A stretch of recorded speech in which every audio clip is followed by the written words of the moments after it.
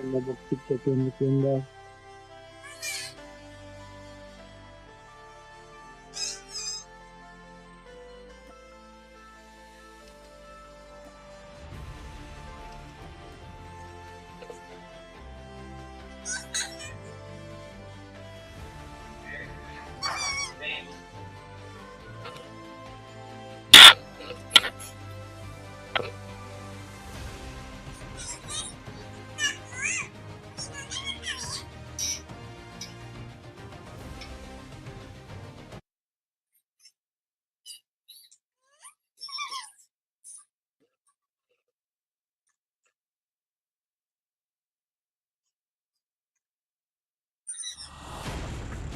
You are the jump leader. Good luck.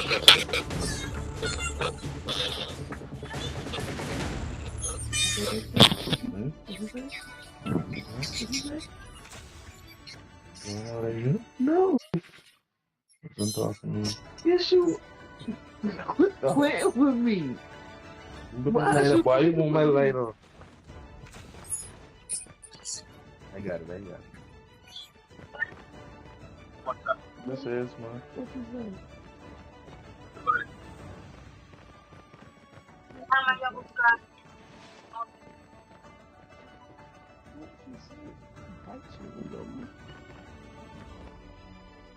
Son 10 pesos.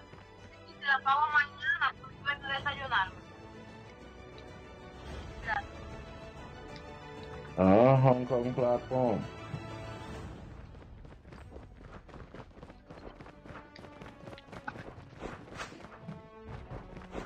Man, this shit look like a giant waffle.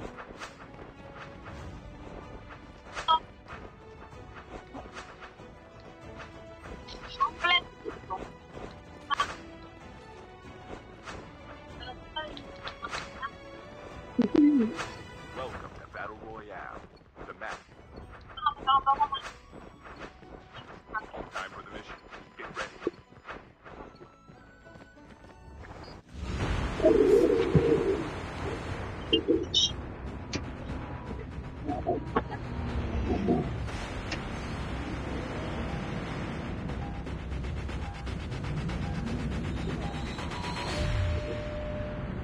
Así como siempre.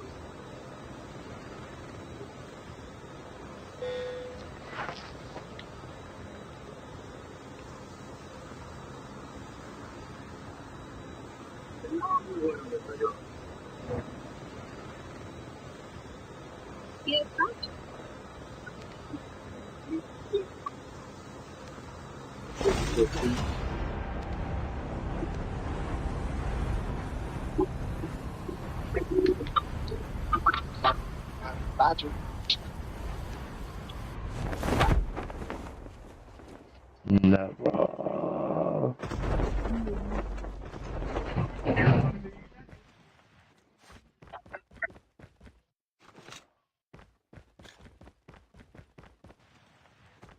Si alguien de ustedes tiene la 517, favor de prestármela.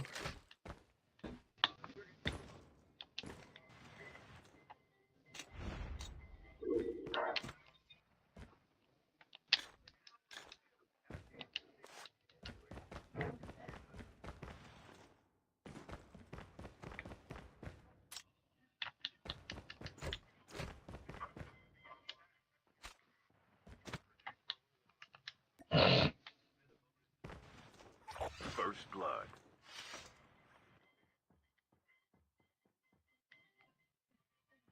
¿Regresó la cena?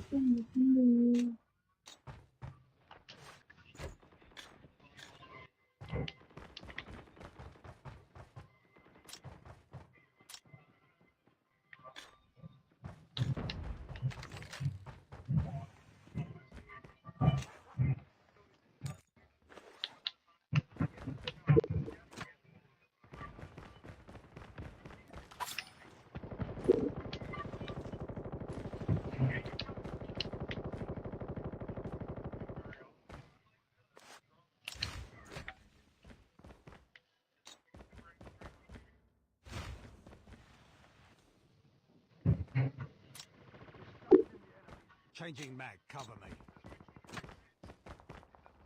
Tus vergas son buenos. Chip terminal is almost ready.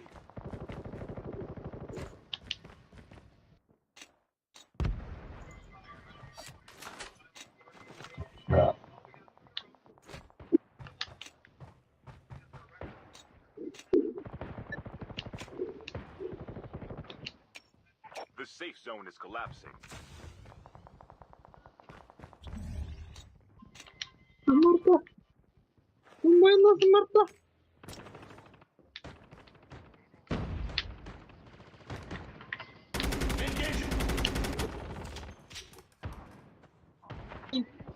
Se lo Teammate has parió. been killed. Get the dog tags and help them return to the battle. Gonorrea.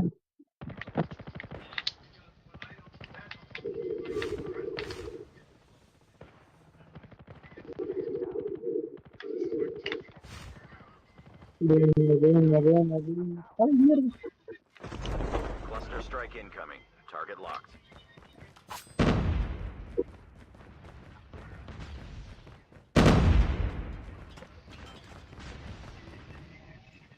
Your teammate has been killed. Get the dog tags and help them return to the battle. Airdrop incoming.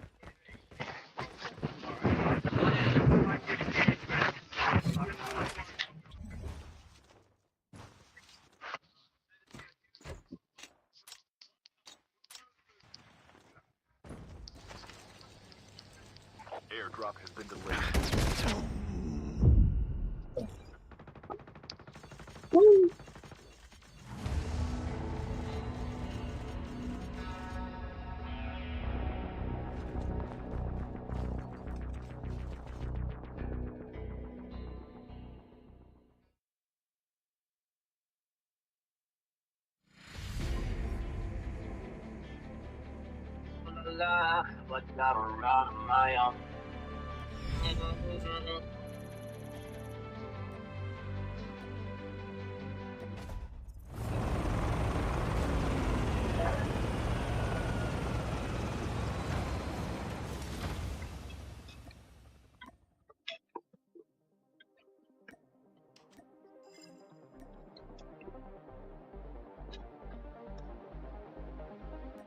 No, luego es tarde. Invítate otro bochito.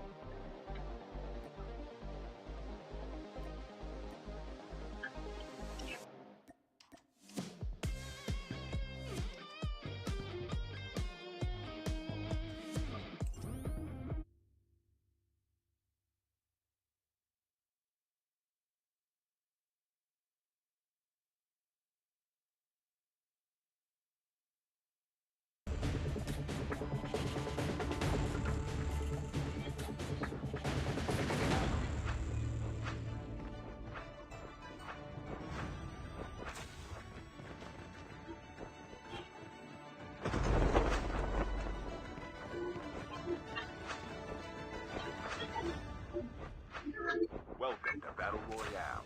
The match is about to start. Time for the mission. Get ready.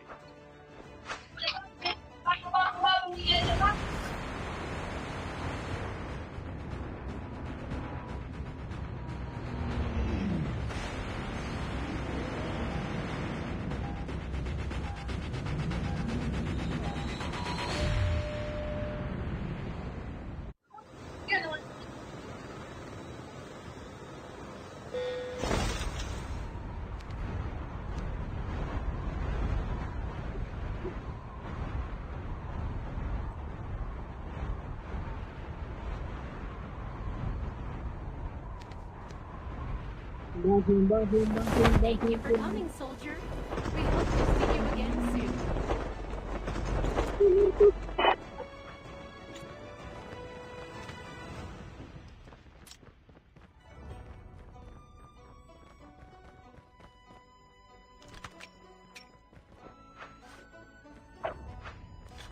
First blood. Puta madre, ¿quién me metió esta puta habilidad de mierda en el saco?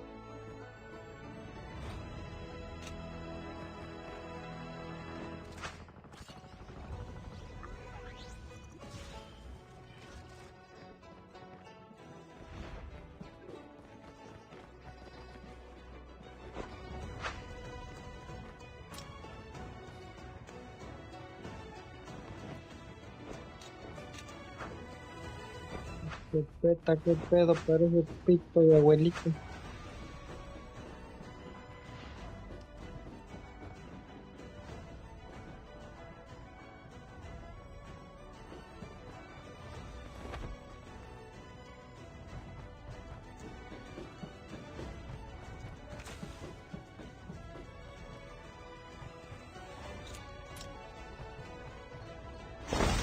Thank you for coming, soldier. We hope to see you again soon.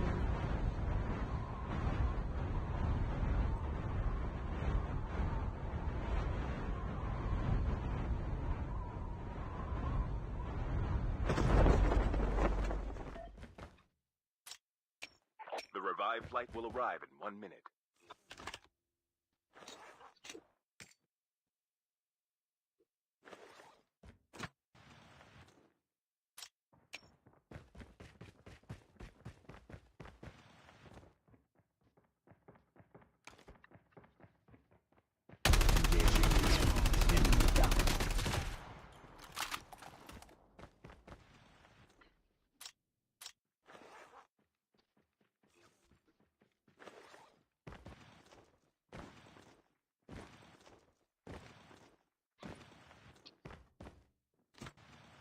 Chip terminal is almost ready.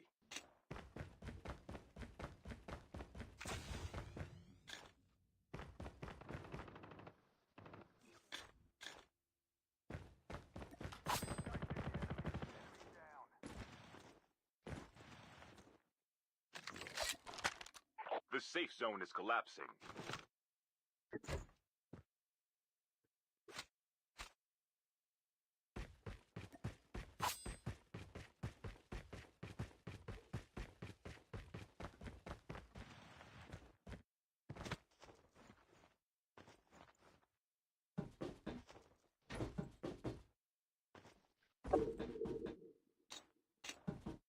Reloading.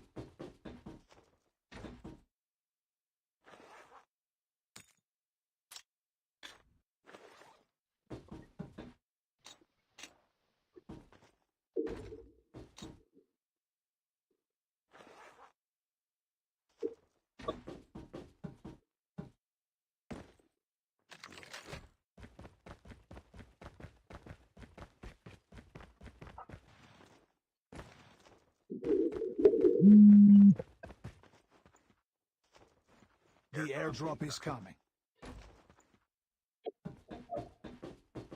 Changing mag, cover me.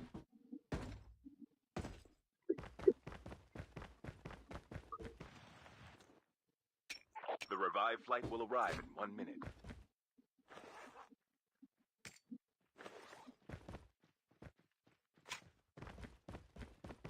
Airdrop has been delivered.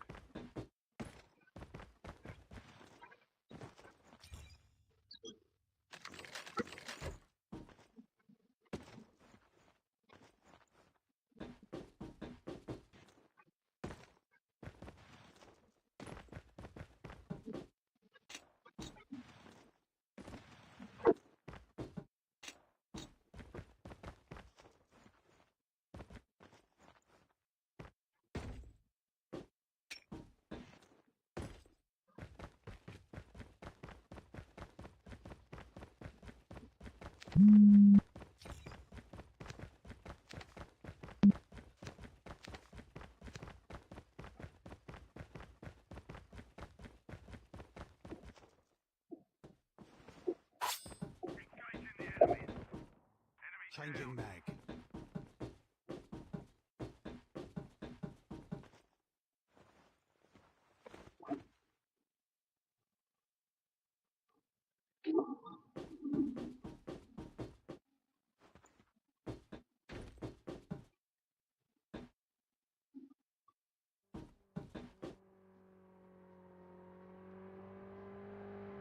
The airdrop is coming.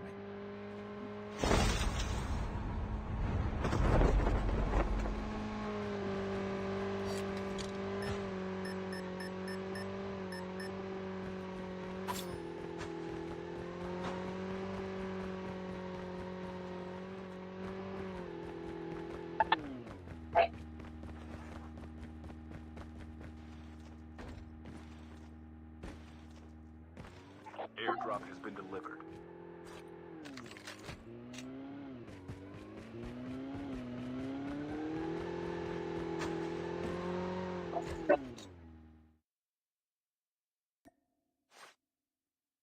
The revived flight will arrive in 1 minute.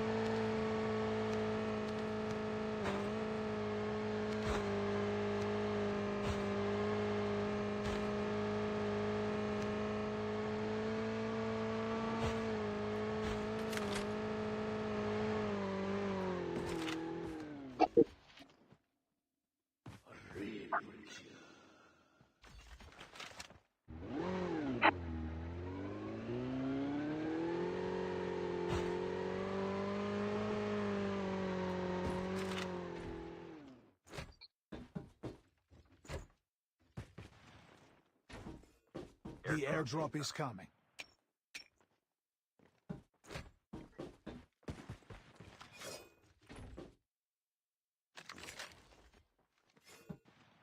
Skill ship ready for upgrade. Airdrop has been delivered.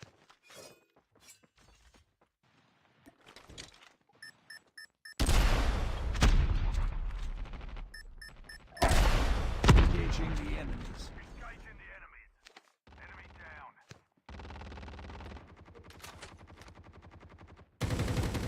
Enemy down.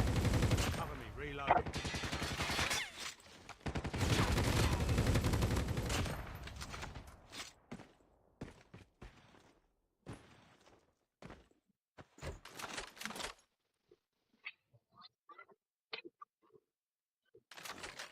The revived flight will arrive in 1 minute.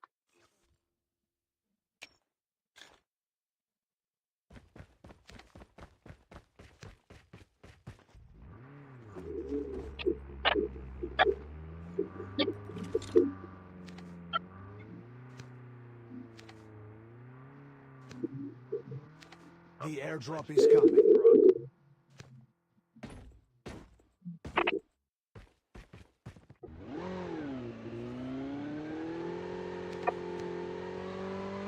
Ah, madre.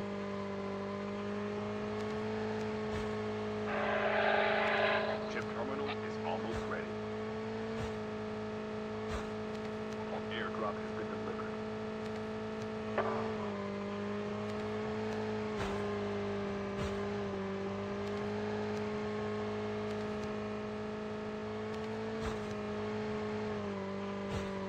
The safe zone is collapsing.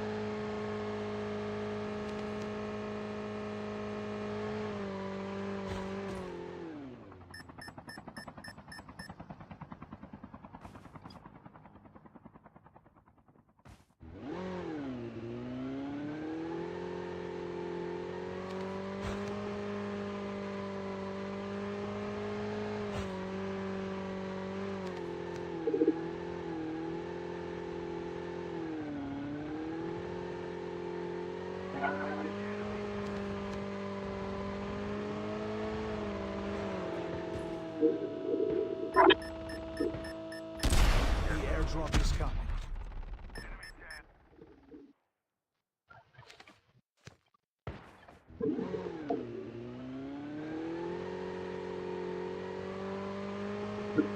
Airdrop has been delivered. The revived flight will arrive in 1 minute.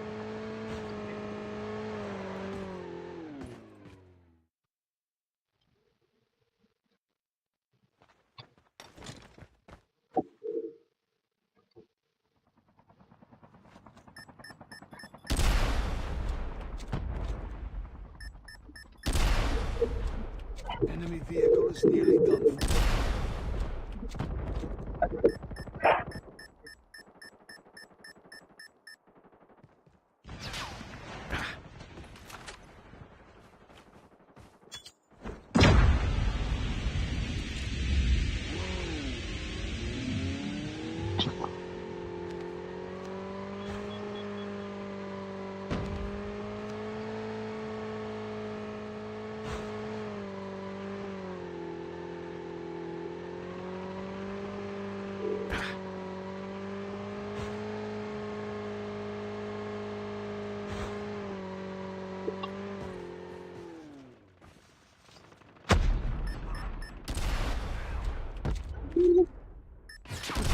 airdrop is coming. I'm hurt.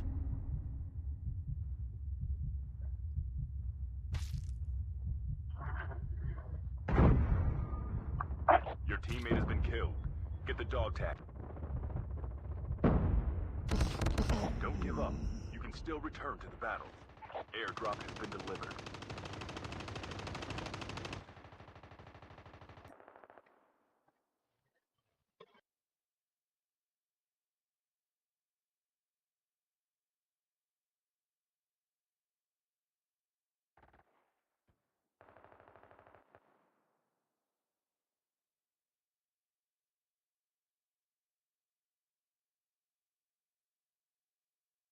The revived flight will arrive in 1 minute.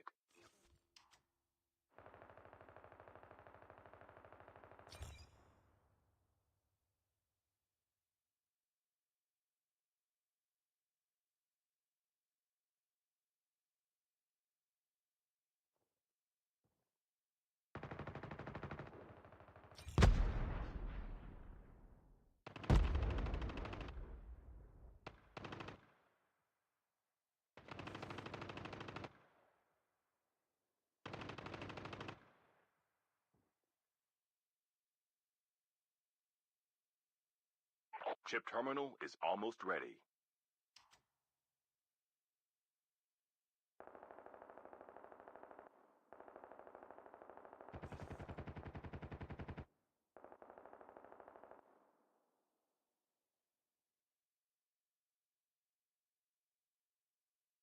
The safe zone is collapsing. The airdrop is coming.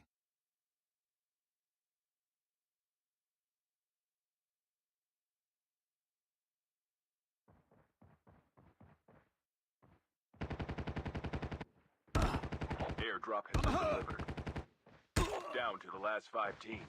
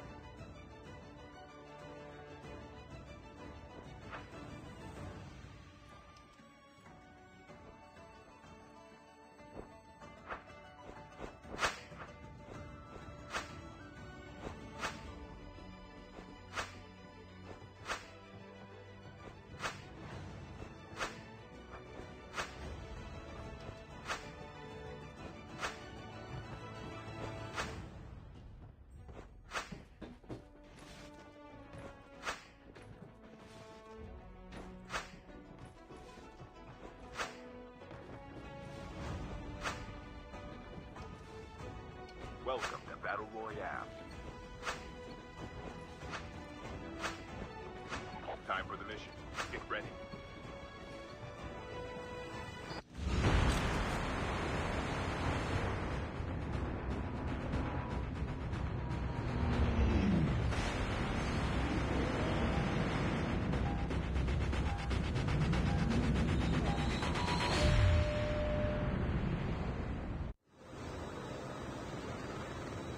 We can land here. We can land here.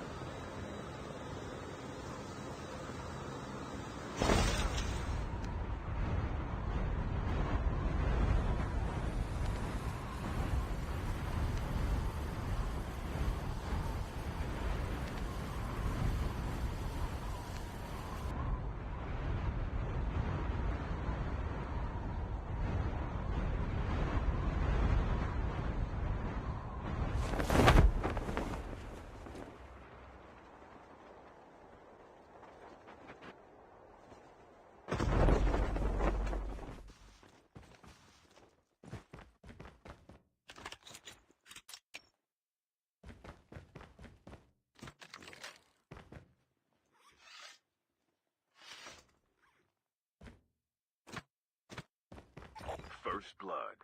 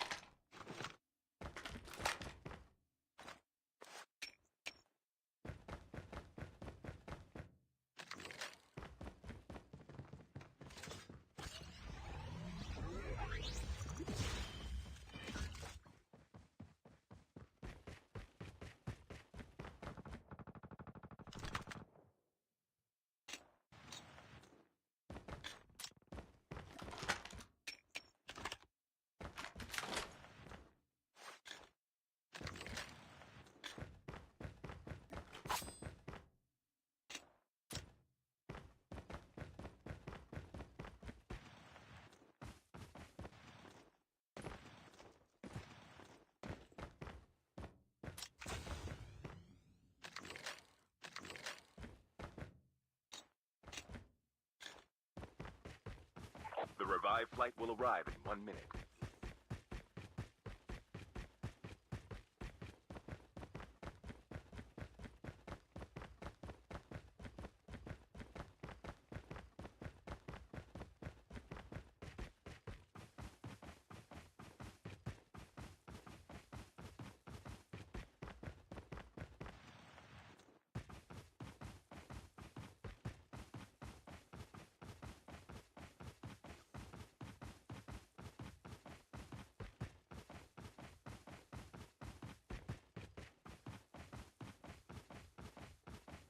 Chip terminal is almost ready.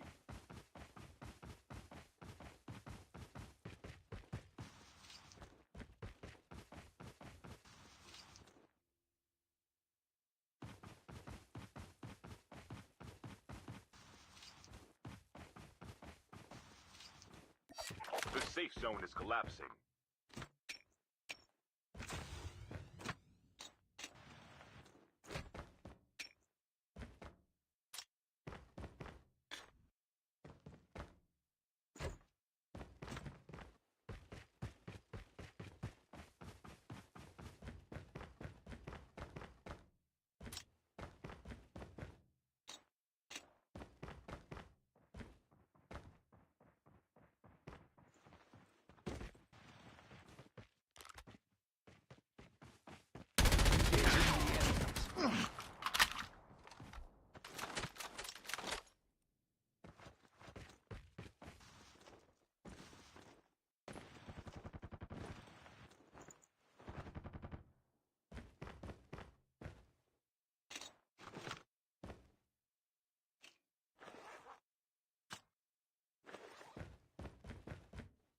The airdrop is coming.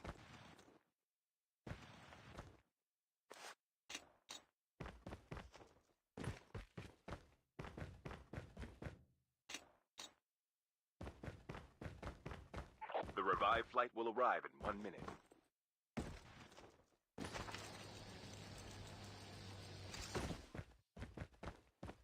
Airdrop has been delivered.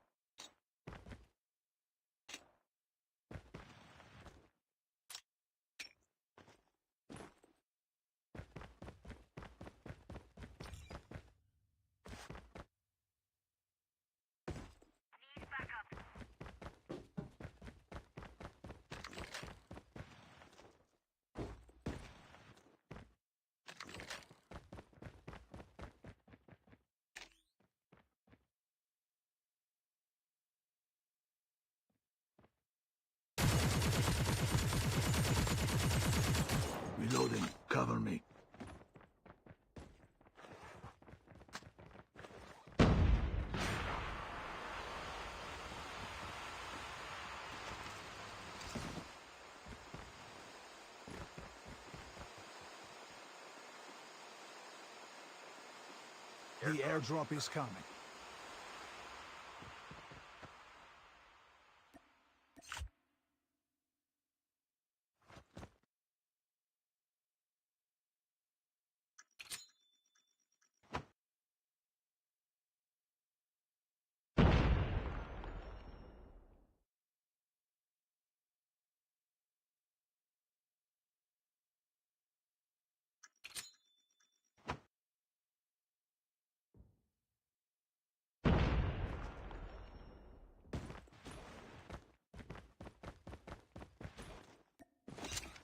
Airdrop has been delivered. The revived flight will arrive in 1 minute.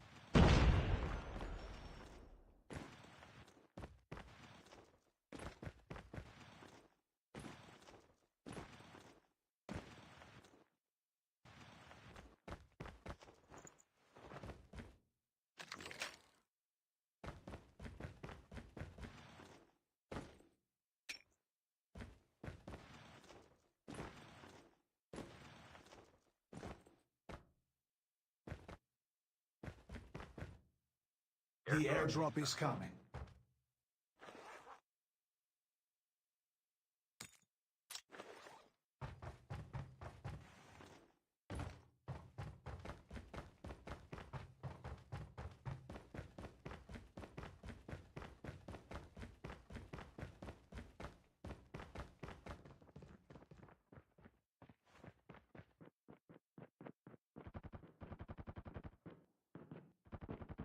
Airdrop has been delivered.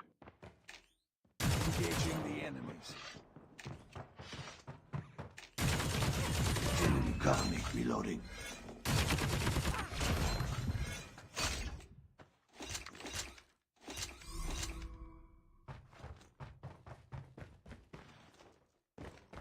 Your teammate has been killed. Get the dog tags and help them return to the battle. The revived flight will arrive in 1 minute.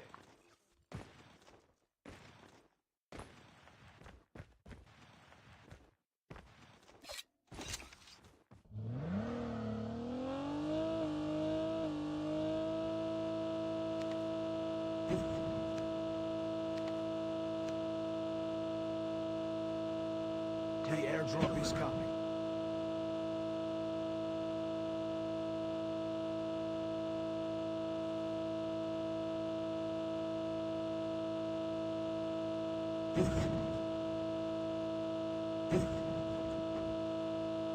Chip terminal is almost ready. Airdrop has been delivered.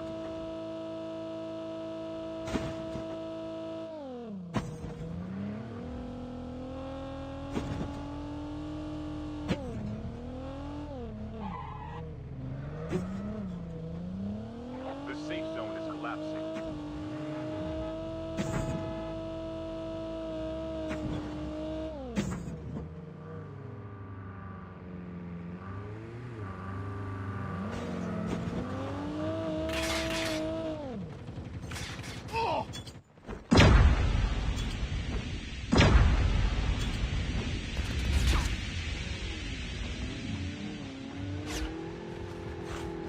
Cluster strike incoming. Target locked.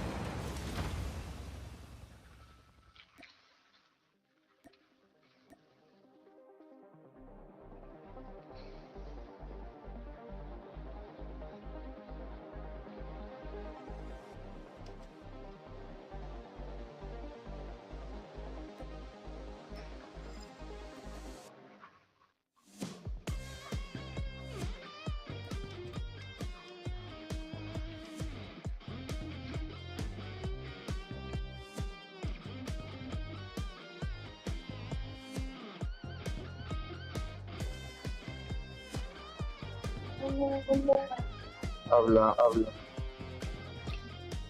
Por un toque va a entrar un pata, un ratito.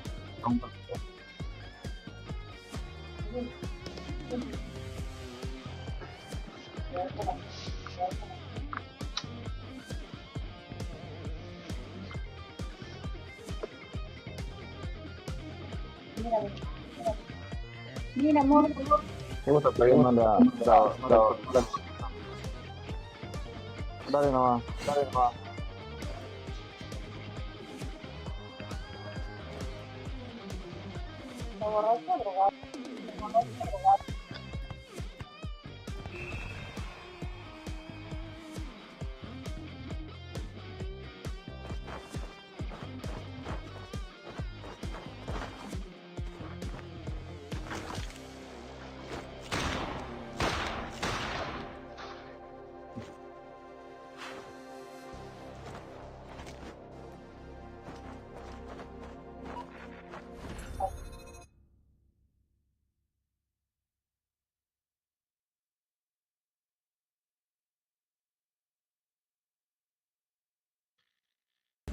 ¿Qué? Si me dice que quieres ver, que yo te lo dejo. Claro. No ver relajado, de la cabeza,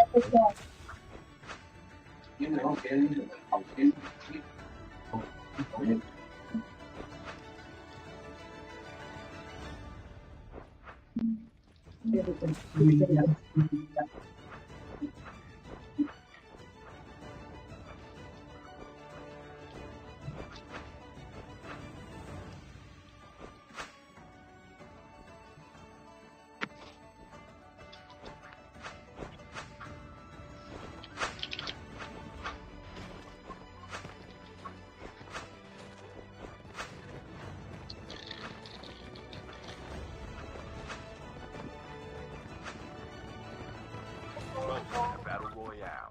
The match is about to start. Time for the mission. Get ready.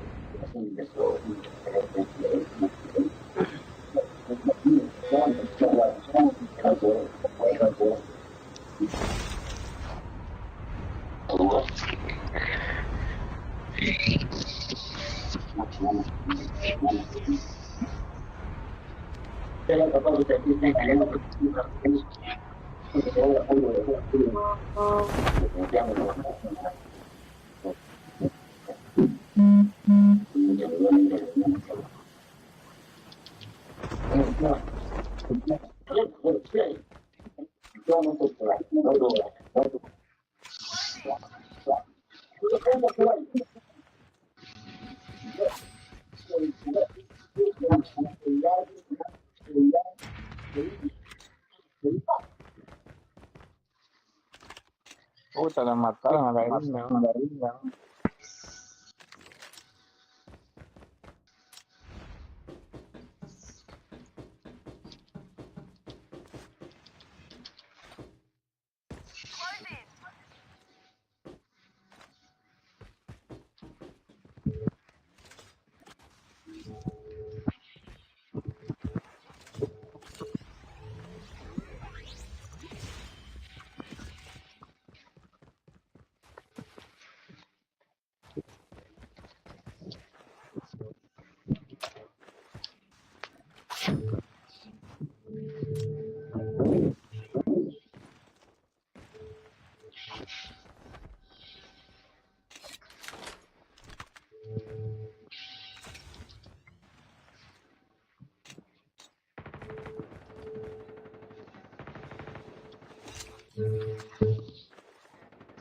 First blood.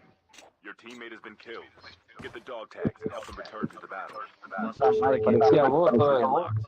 The revived flight will arrive in 1 minute. Está metido ahí, bueno, no sé si irá ahí. Get the dog tags.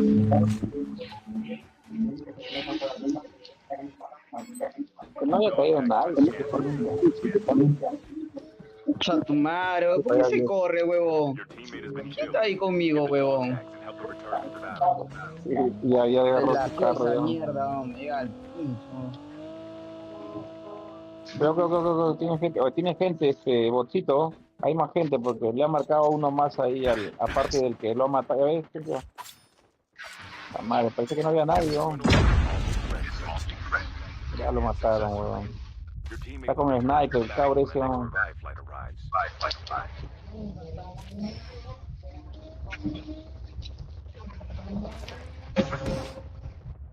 Don't give up. You can still return to the battle. The safe zone is collapsing. Your teammate is on the revive flight. Vehicle is about to explode. Muévete, mano, muévete. ¿No?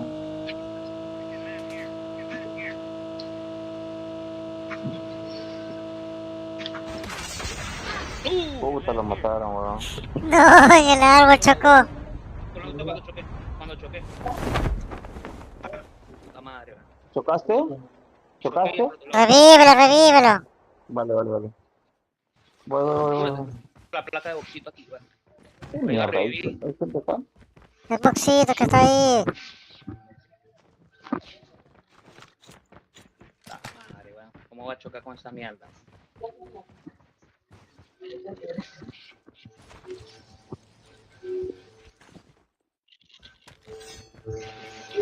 Yo, mano, yo. Dale bien ahí. The A la airdrop is huevada, coming. la que te han dejado a tope, ¿no? Para que te reviente chocándote. Sí, me quedaron 2%, weón. Buscando la Vamos, placa de boxito. yo revivo botito, van a Revive estar flight will arrive in botito. 1 minute. Ya lo mandé. Your teammate has scanned your dog Hoy han tags. puesto al piso a la 117 de nuevo, ¿no? Sí. La FAR, la 117, una nueva. La Type. La TAI nueva y la FAR también está. ¿Tiene gente o qué? No, son bots.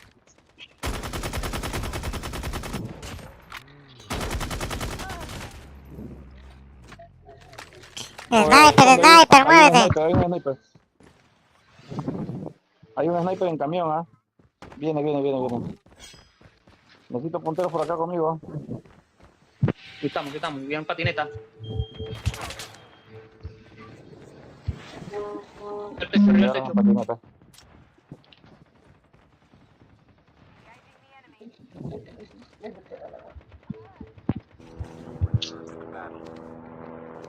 Puta, Einer, habla, pe huevón, di, son dos. Teammate has been killed. O sea, que yo pienso que eso es uno, huevón, de que le disparo.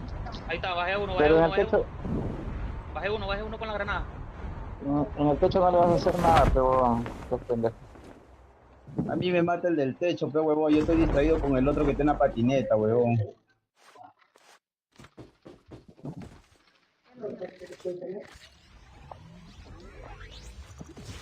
The airdrop is coming. Skill ship ready for upgrade. Dog Ya tags se have va been el scanned cabro ya. successfully. Your teammate Agarra will la return placa de to su the compa, battle creo. when the next revive Ah, no, está reviviendo arriba.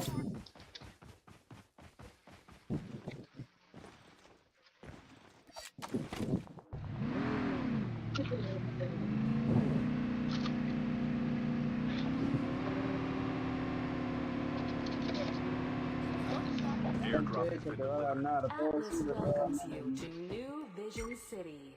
We hope you have a safe and pleasant stay.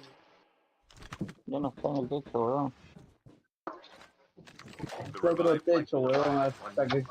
hasta que lo siga a kamikaze, huevón. ¿Cómo se dice?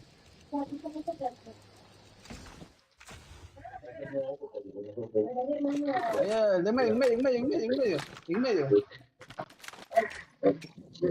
Puta madre.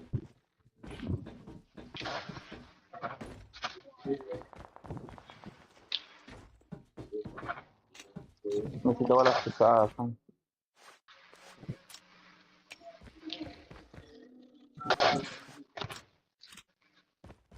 Está tocado el del techo. ¿Cuál techo, mano? Señala porque no. Ahí, Ya no me ahí, dice, ya. aquí en la casa, aquí dentro de la casa.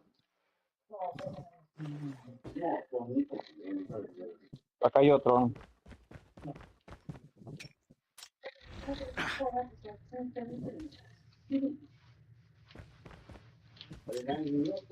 Your teammate is on the revive flight. The airdrop is coming. Ah, está ahí contigo, sí, weón. Sí, se fue conmigo. Se tiró. Oye, la gente está que se va a la caja de armas, huevón. Aseguren su caja de armas, huevón. Vamos para allá, yo voy en el chopper para ir a recogerlos.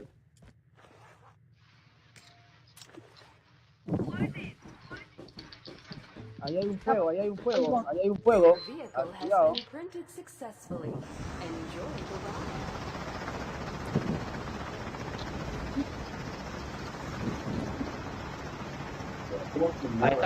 Está ahí.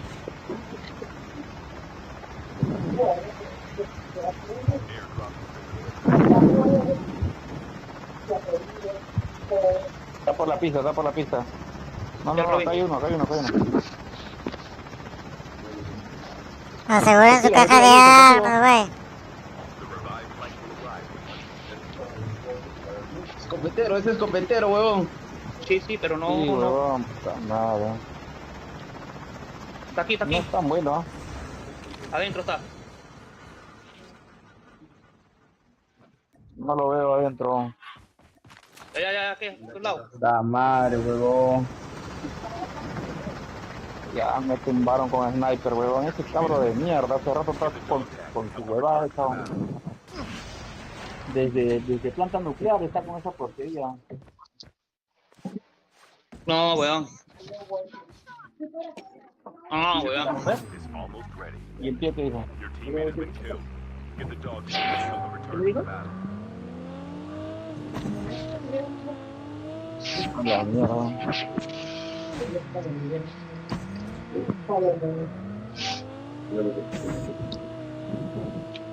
¿Qué estás hablando tú solo ahí, estúpido?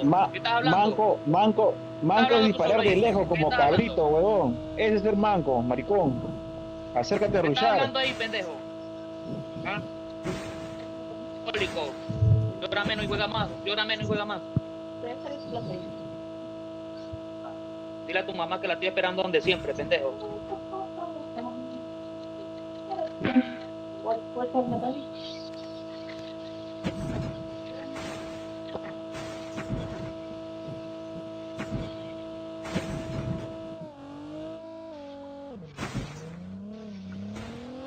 Calla, chucha de tu madre. Airdrop incoming. Cállate, ecuatoriano pendejo.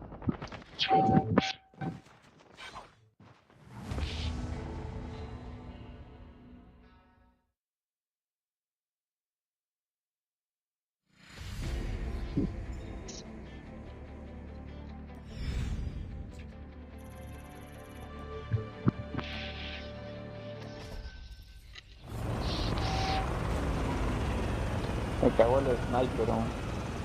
Sí, weón. Que nos estaban peleando desde lejos, nunca nos pelearon de cerca. Sí, sé que no, hasta que se corrían los cabros de mierda. Sí. Falta uno. Cerca nunca nos van a pelear, sabía que la teníamos de ganar. Déjame ver si tengo uno aquí. Dale.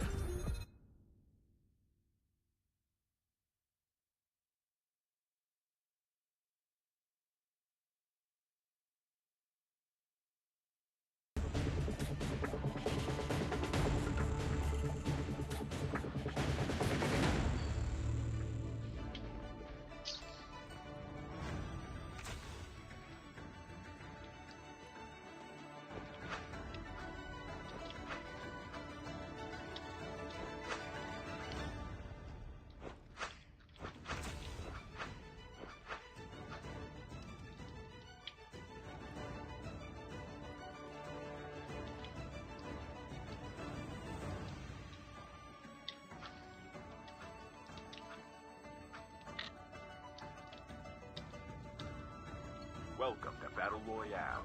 The match is about to start.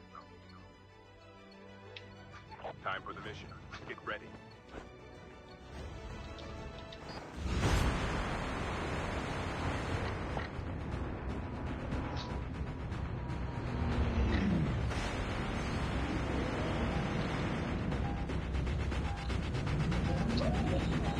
We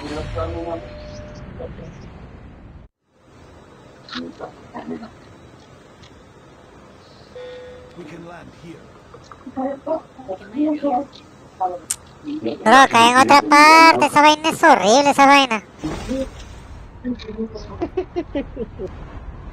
Ah, Vamos a por granja, eso. vamos a granja, vamos a granja. Granja, granja.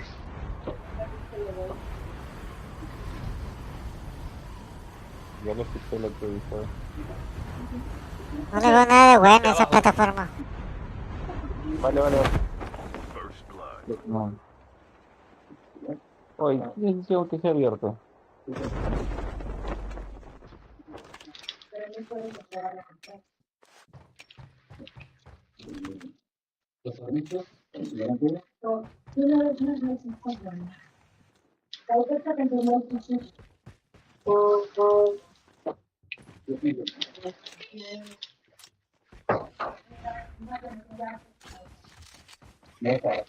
El 13 fue plataforma.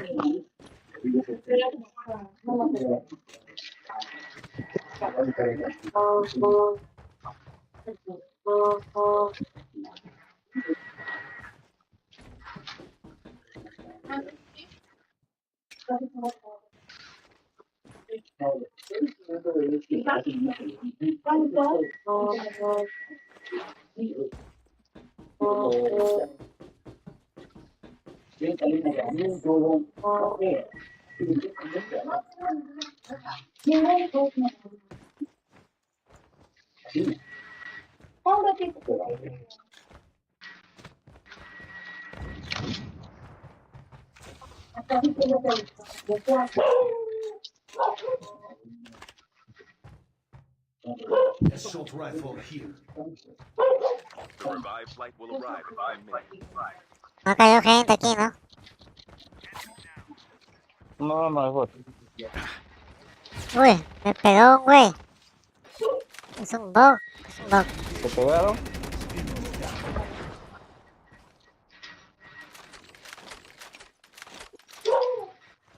Cover me. Reloading.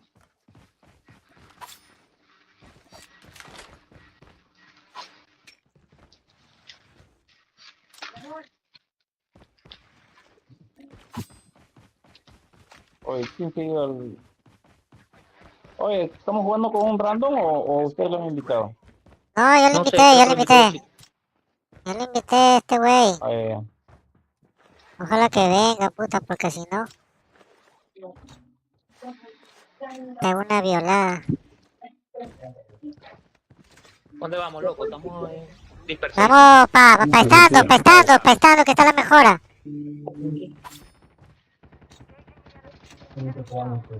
Vamos pestando. Aquí mejor, hermano. La mejor está en estando. Estando, vamos pestando. Vamos.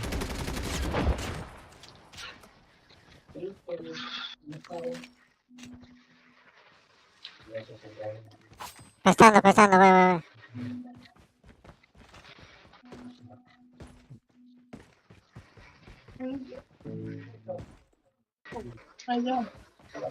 Ahora volvieron a poner la pena en el piso, ¿no? Sí, está la pena. Voy abriendo la mejora ya. ¿Dónde estás, botito? Voy abriendo la mejora. Ahí atrás en carro. Causa, ¿qué pasa? Está muy lento. Para mirar estás muy lento. Airdrop is coming. Estoy aquí hace media hora esperándolo. The revived flight will arrive in 1 minute. Airdrop has been delivered. Skill chip ready for upgrade.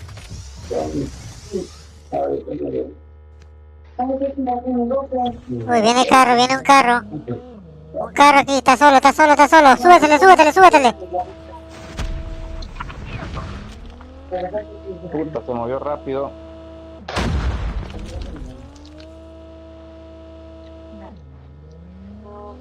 Está solo ese güey.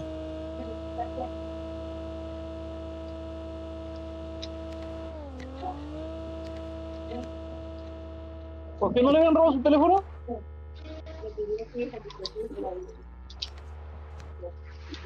Ah. Ojo, ojo ahí, ¿eh? Sácale tu marca porque no veo nada aún. Está arriba, está arriba, está arriba, está allá. Repito, allá. Ahí está. No, ya yo estaba Estoy tocado. diciembre. Get the dog tags and help them return to the battle. Cayó la escuadra completa aquí. Hay un sniper arriba, weón. Esa es otra escuadra, mano. Está toda la escuadra Aquí arriba, una arriba, escuadra arriba, conmigo. aquí arriba hay gente, weón. Pero allá al otro lado hay 4, weón. Puta, que van a morir otra vez todos. Hay 4 boxitos.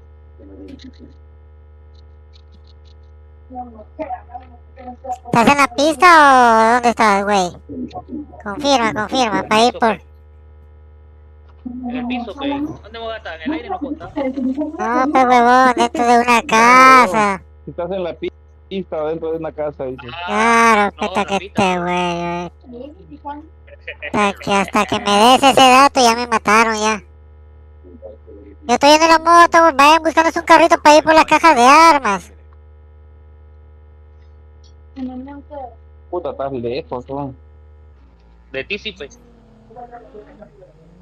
Ahí está una escuadra, weón. Te vengo diciendo que está una escuadra ahí desde ahora.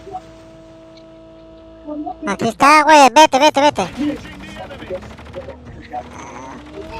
Lo voy a sacar la vuelta, ya. Tú puedes pasarla, ¿no? Con esa huevada de... Ya cogí la placa. Concha, madre, casi me revientan, güey. Puta, te están siguiendo. Ya, yo los pierdo por el agua. Si por el agua no te van a seguir. ¡Uy, se me paró! 10. Bien. ¡Ah, maldita moto! Qué huevona. El canea, hoy. Ya está. Dog tags have been scanned successfully. Your teammate will return to the Se le paró ese boxito, yo coño. Se le paró el boxito. Sí. teammates on the revive flight. Se me paró la moto, huevón. Casi me matan, estoy con 3%. Ah,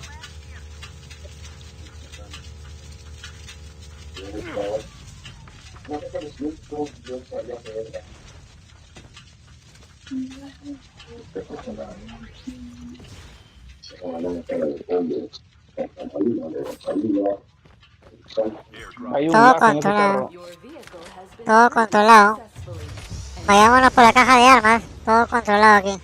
Ah, mierda, no joder. Oh, hay mucha gente, mano. Mucha gente, ¿no?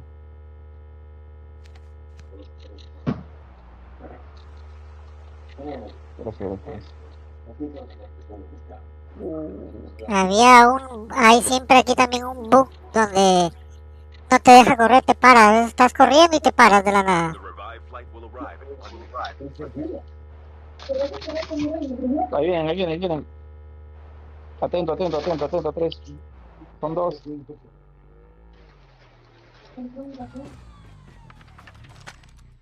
madre, Ahí viene. tengo bala. Ahí vienen las hamburguesas. The airdrop is coming. Confirma, ¿cómo van? ¿Necesitan apoyo? Puta, ven, huevón, puta. Estoy yendo en las motonaves. Aquí otra nave nueva. Ship terminal is almost ready. Airdrop. Ah, miércoles, esta vez no se detiene, güey, el carro. Ven para acá, mano. ¿Por qué te vas ahí, huevón? ¿Pa' dónde? No, este es donde el 2 se va. Tienes que venir con la torreta ya. Acá lo tumbamos. El 3 murió. Vente, 4. Sí, ya. Pero, Ah, no, el 4 mano. recién ha revivido. Sí, voy subiendo. ¿Cuántos son? Ah, ya, aquí está. Oh, van 2. mierda. Muerto. Queda uno ahí, uno que está en el humo. Un humero creo que da. Get out of this. Queda uno aquí, en el humo. ¿Dónde se fue? ¿Dónde se fue?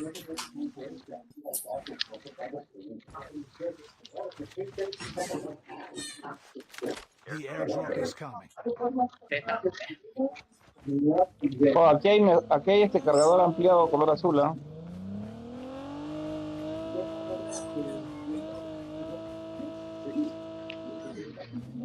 Oye, ese perro se fue con su carro. Oye, ya The va. revived flight will arrive. El del racimo, ya va. Enemy spotted. Never mind.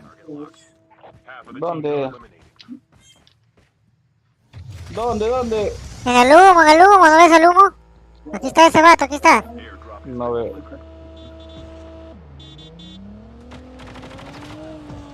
Ah, ya. Puta, lo mataste, ¿sabes? Ya lo mató. Bien. Sniper, tengo sniper adelante. Acá arriba hay gente. No, pasó en la zona, güey. Me toma. Creo que es aquí. Allá adelante. Sí, ya lo vi. Puta, que me rozó la oreja, weón. Aquí está, no, son tres. Hay tres ahí. Están juntitos.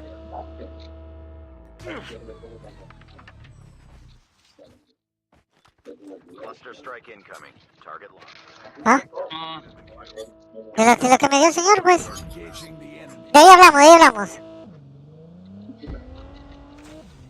Confirmo, yo también digo lo mismo.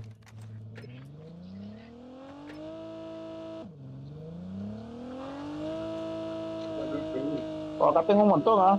Necesito apoyo, Mayday. están fuera de zona. Dog tags have been Aprovechenlo. scanned successfully. Your teammate will return to the battle when the next revive flight arrives. Airdrop has been delivered. Taparon el snowboard, ¿no? Mierda, esa arma como levanta.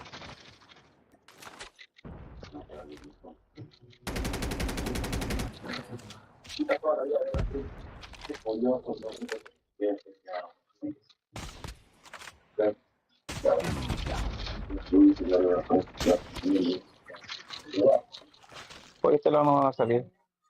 Enemy. Revive flight will arrive.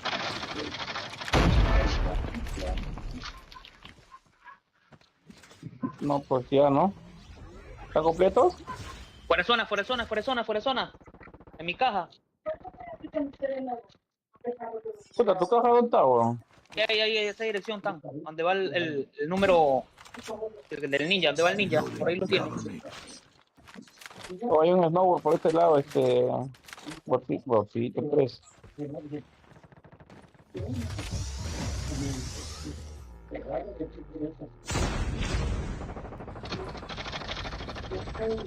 Ship terminal. Pasó mejor vida. Pero Botcito, por donde estás tú, estaba yéndose un snowboard, ¿ah? Bien, no, Agarra esa es mi caja número. No Agarra te esa digo, MSC. no te digo. Es mítica. Vente, uno, vente. Don't give up. You can still return to the battle. Aquí está. Your teammates on the revive. Es que me agarró de espaldas, güey. Airdrop is coming. Está solo.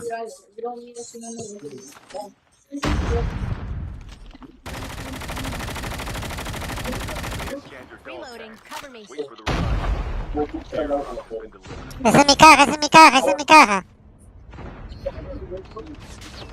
Lo mataron, güey. Este conche me tiene huevón ya.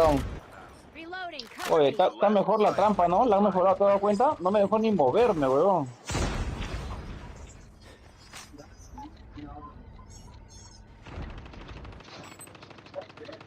Oh, no, kamikaze, sal de ahí, güey. Sal de ahí, güey.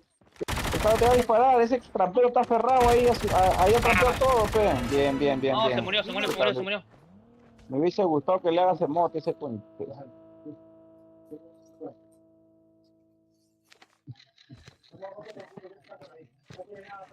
Ah, no hablan, papu. I got shot.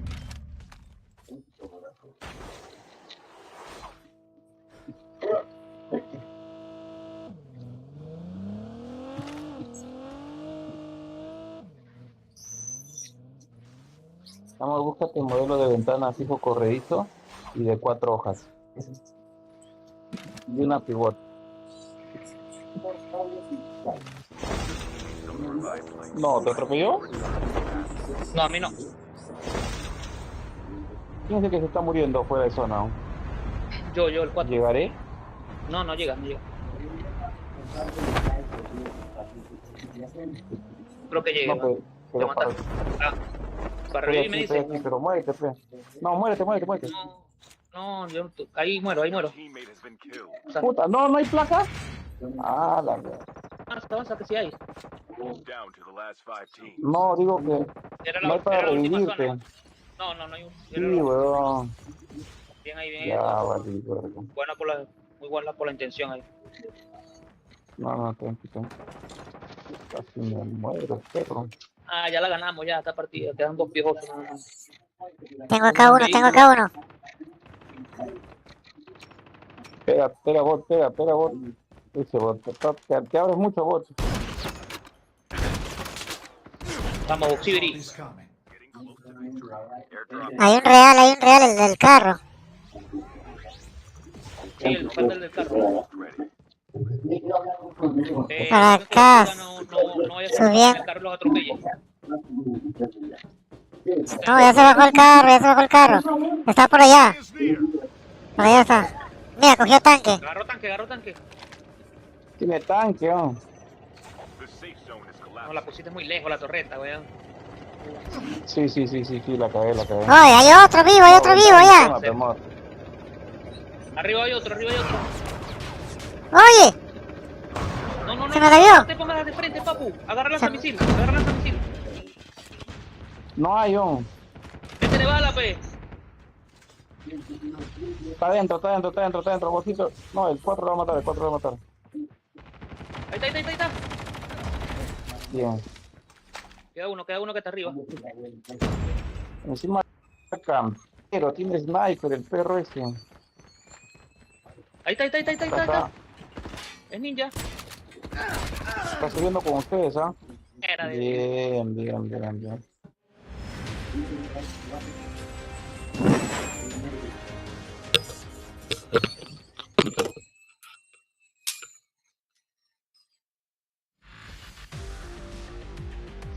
Otro. En el Facebook de ya no tenía ahí, perdón.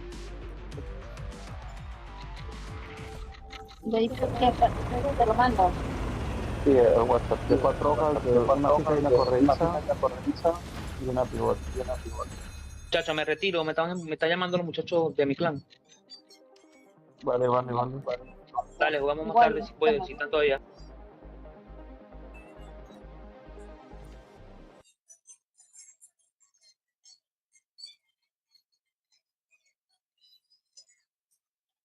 Over is probably the best part of that entire play, but now it's into a fast one here for Mayhem. They're getting aggressive here on the defense, straight through the middle of the map for 4 different players. Venti's ready for 1.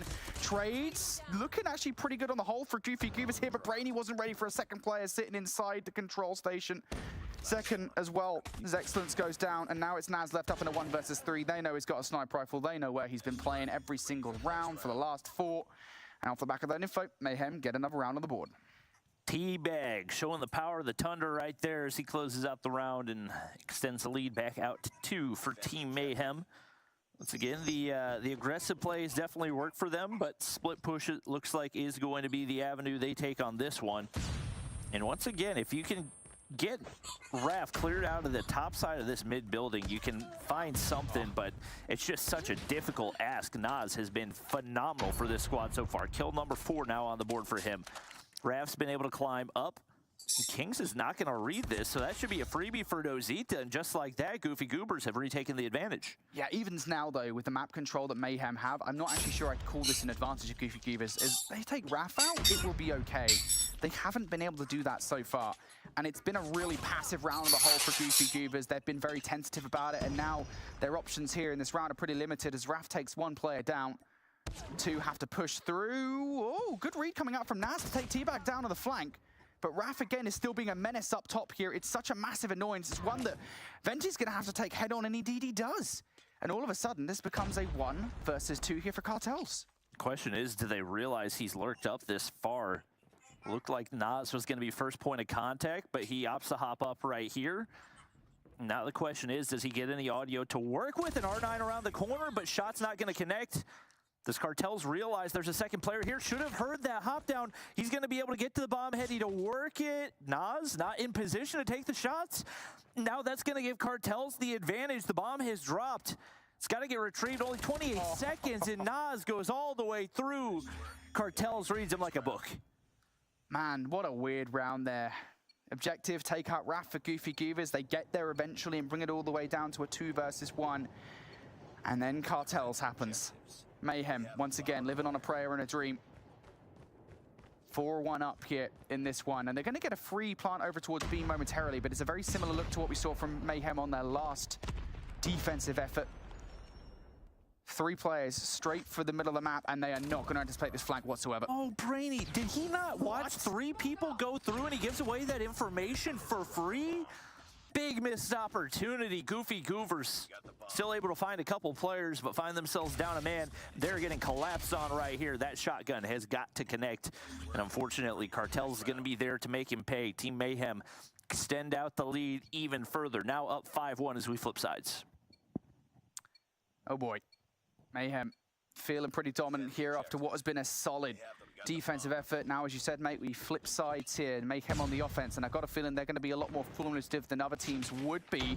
So aggressive and so confident that they've given Jesus saves the bomb, and he's being super duper aggressive. He's actually just running laps. So now back behind his team on the relay race towards A. King's going to get taken down by Brain.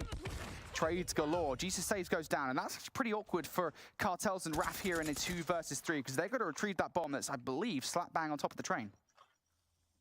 Excellence with Nade to work with, seeing if he can find anything across that top side. Nothing going to connect, though. Like you said, bomb has got to get retrieved. They're going to hop up right there. Dozita initially not able to make him pay, but now all down to Raf as he moves into a 1v3. Bomb has been retrieved. He's got 11 kills to his name. It would be pretty crazy to make this happen with nothing but a Fennec, especially given the angles we've got. But wow, that's a way to get things started. 1 kill on the board, leaves the Goofy Goovers guessing. It looks like he's going to be able to catch another off guard, but the R9 connects for Venti. And they're able to avoid what could have potentially been disaster right here as Goofy Goovers find their second round. I think those kind of rounds right there, Team Mayhem can be a little careless at times, and those are the kind of rounds that Goofy Goovers need to take advantage of, and indeed they absolutely do. Watch out! Flashbang! So second round on the board now, Goofy Goovers back to a more usual approach here. Up close and personal with the R9 on site is Raf, and he already finds 2 kills in quick succession just like that. Naz did get through. I don't actually think they know it though, so he has that to work for his advantage here, but has already made his position known by taking down Raf. Oh, just whiffs. That shot versus Jesus saves as well, and now Naz is in trouble because these guys are just going to pen him in while that flank comes from behind, from Teabag, and yeah, Naz just runs right out into the open anyway. That's a ballsy move to push forward through the smoke with a sniper in hand. If he had hit a god tier quick scope, maybe could have made a clip out of it, but was not meant to be. Raf's dominance continues, now 14 on the board for him, as Team Mayhem look to make their way toward a 2-0 lead in this series. A little bit more of a passive approach right here. King seeing if he can find anybody to over-aggress. Excellent spotted out, but will not peek there a second time. Interestingly enough, looking like they're trying to bait this Goofy Goober squad into something right here, but 2 players taken down right off the bat. Cartel's going to be able to stay alive right here, and once again, going to remain in this passive position, hoping that Goofy Goovers over-aggress. I think the problem for Goofy Goovers here is that they are so massively split up. Venti, the only one covering the B site. And to be fair, Mayhem were not exactly bunched up either, so Venti's able to get away with 1 kill here, but traded his fate. Teabag picks up that kill. Mayhem should now be able to retrieve the bomb and get it down on the B side, unless they're making mistakes. Excellent. Gets a good look at Teabag, but not good enough. Cartel's going to take him down, and now this is difficult. Dozita got to pull off a 1 versus 3 to save the game. And as that bomb goes down, you got to imagine that Raf's probably going to get some good time in here. Did he just see him? Yes, he did. See you later, Dozita. Or maybe not. Raf's just going to stare him down. Apparently, he's got the power of a weeping angel. I think they may be looking for an execution right here. Zita has no idea how many people are looking at him.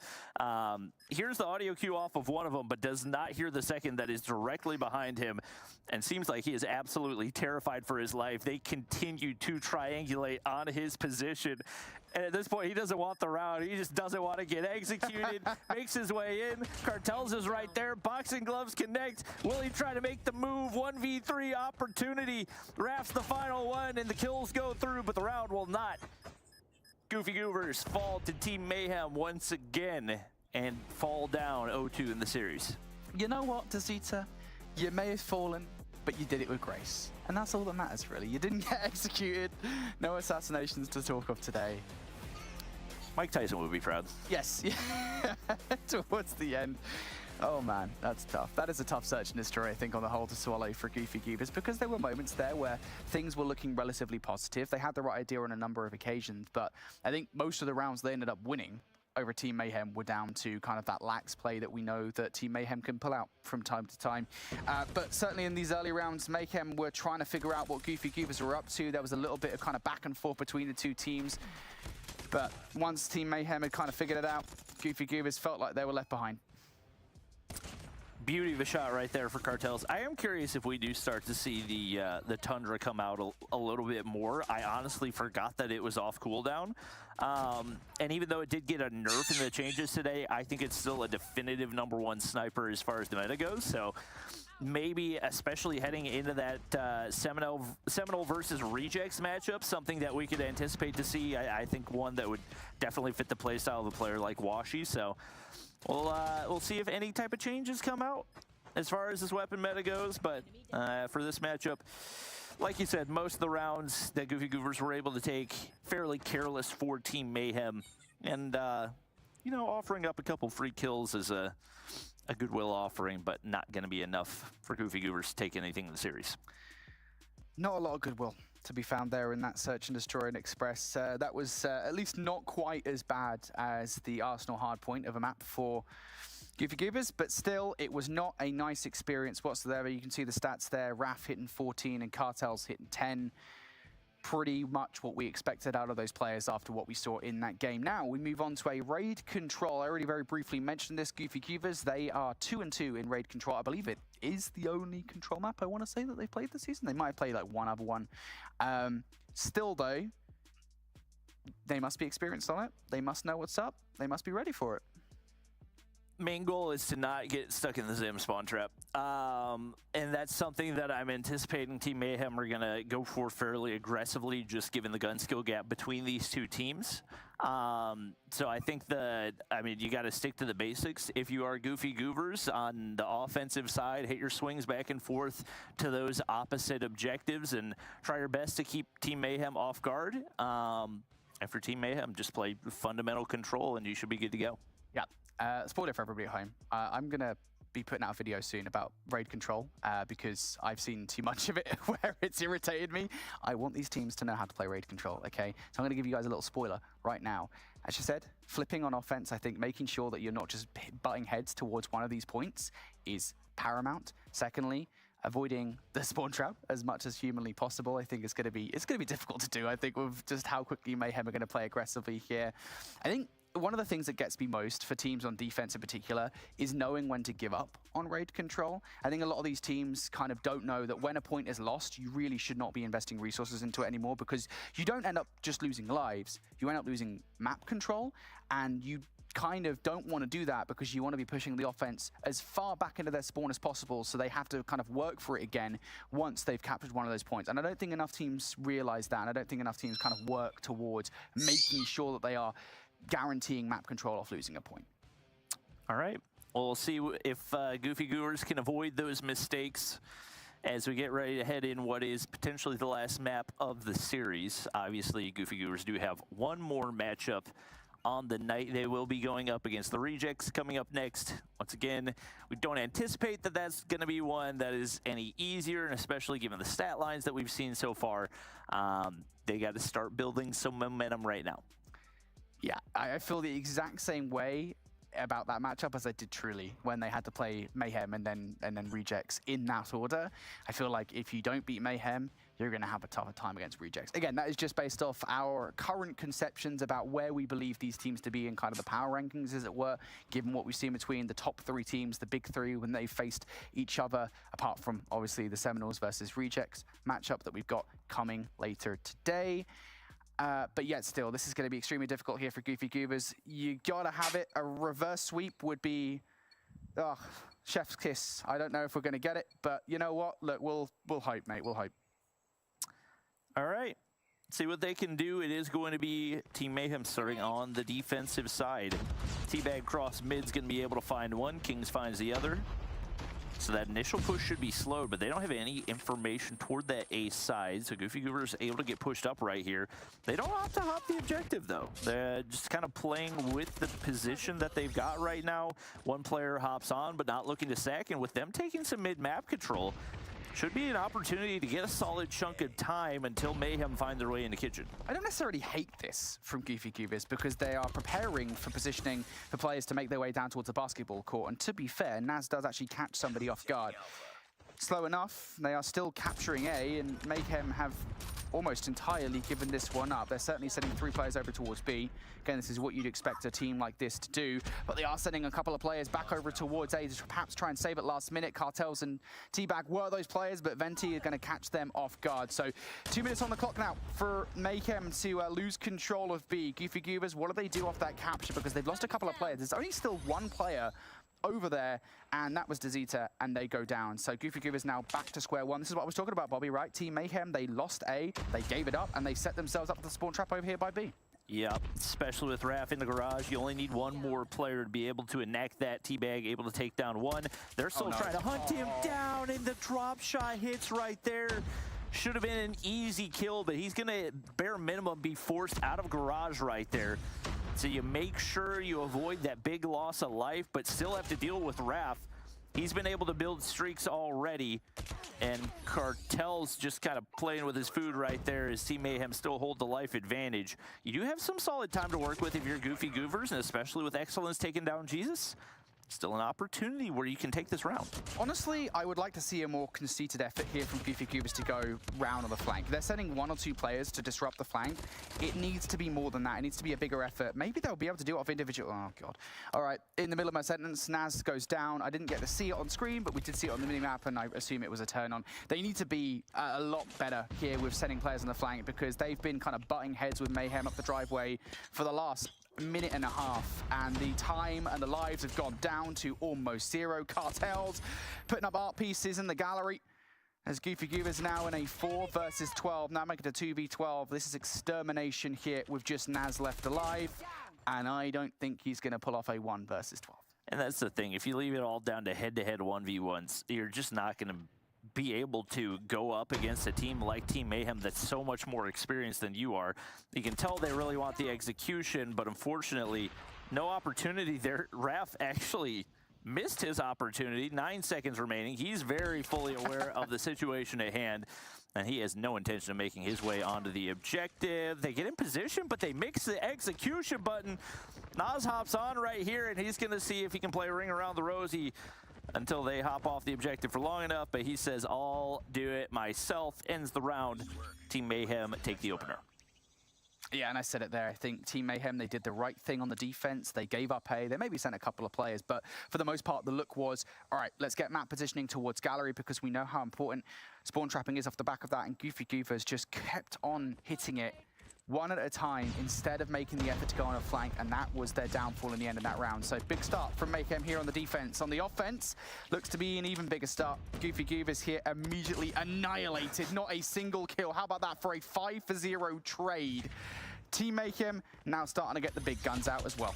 You got Raph pushing up with the equalizer. We know what he's capable of with that in hand. Dezita sees him, but it's not going to be in position to take him down, but a little assistance from the teammate to do the opening damage.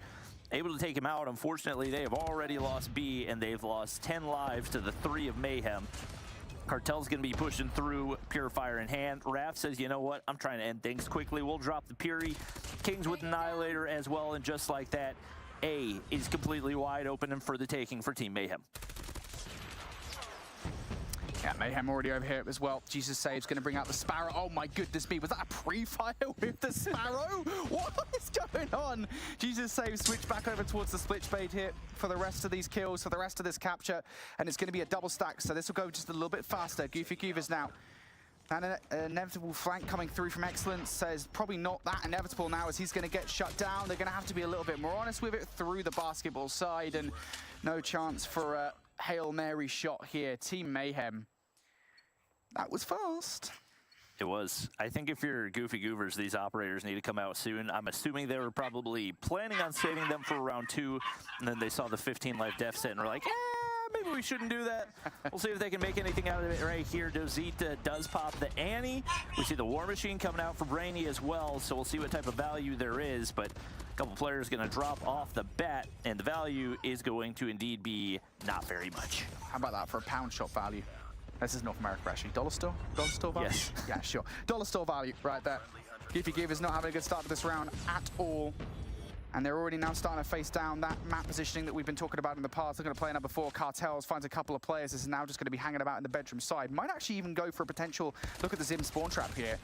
Certainly looking for it by adding pressure towards that garage side. But if anything, I think the overall goal at the moment for Team Mayhem here is to just completely dominate in terms of the lives, completely dominate in terms of the pressure, because there's 40 seconds left, and Goofy Goovers really haven't had that much of a look at all at getting anywhere past their spawn. Finally they do, and it is happening towards that A point.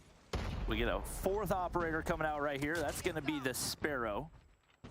See what they can make of it, but Raf's doing everything he can to make sure nobody can move their way forward at all. The equalizer comes out for Venti as well, but you got to make a move. There's the Sparrow taken down. Now all down to Venti. He's going to be able to find one. That little bit of extra protection for the equalizer works some wonders. But once again, you're down 8 lives. You don't have any objectives captured. You get players hopped on to B right here, but it's all down to Brainy to try to stay alive. He's going to be forced off the objective. He gets shut down right there. And with only 7 seconds remaining and only 6 lives, no realistic opportunity for Goofy Goovers to make their way back into this one. It will go down to time as Team Mayhem dominate as expected. A 3-0 and a 3-0 in the series. Yeah. Analysis. How do you analyze that? I mean, 3-0 in the control. That was a pretty dominant effort there from Mayhem and Goofy Goovers.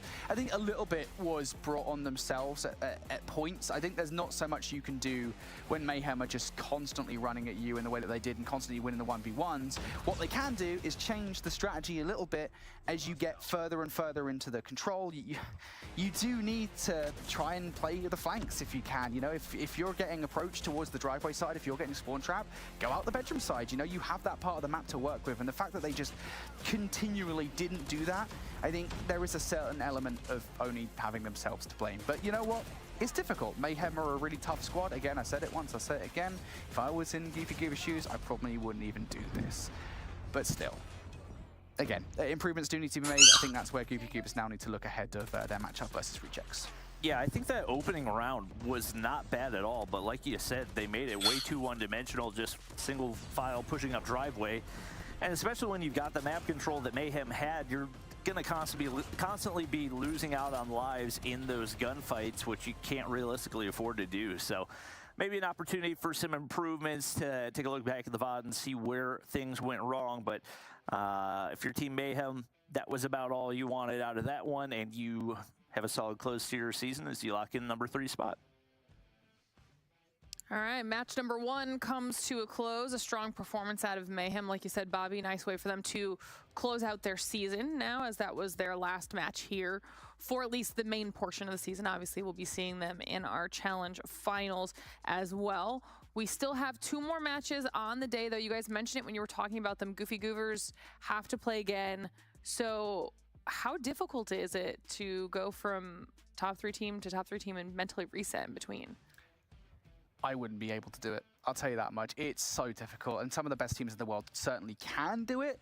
I just don't know if Goofy Goovers are going to be capable of that. You know, at this point, you know, we've already talked about it. Goofy Goovers are not going to be able to achieve anything by winning this matchup other than just the bragging rights of winning the matchup, right? They are locked in at 5th. They have their prize pool share. They cannot make it into playoffs. So I don't think they'll be sweating too much, but still, I think after that one, you will still feel a little bit of annoyance, right? Honestly, lots of respect though for them for showing up when they had their hard matches, even if it wasn't making a difference. They still, like you said, they solidified their prize pool. They're right outside that top 4 bubble. But like, lots of respect for them for showing up and still playing these matches and finishing out their season in whatever way they can. Before we get into match number 2, though, now that you guys got to take a look at that leaderboard and see those updated standings, we have to do a little bit of a break before we get into match number 2. Give our players a moment to kind of rest, recover, and get themselves reset and ready to go into match number 2. So we'll just go do that, okay? We'll send it to a short break. When we return, match number 2 between Rejects and Goofy Goovers right around the corner. So we'll be right back.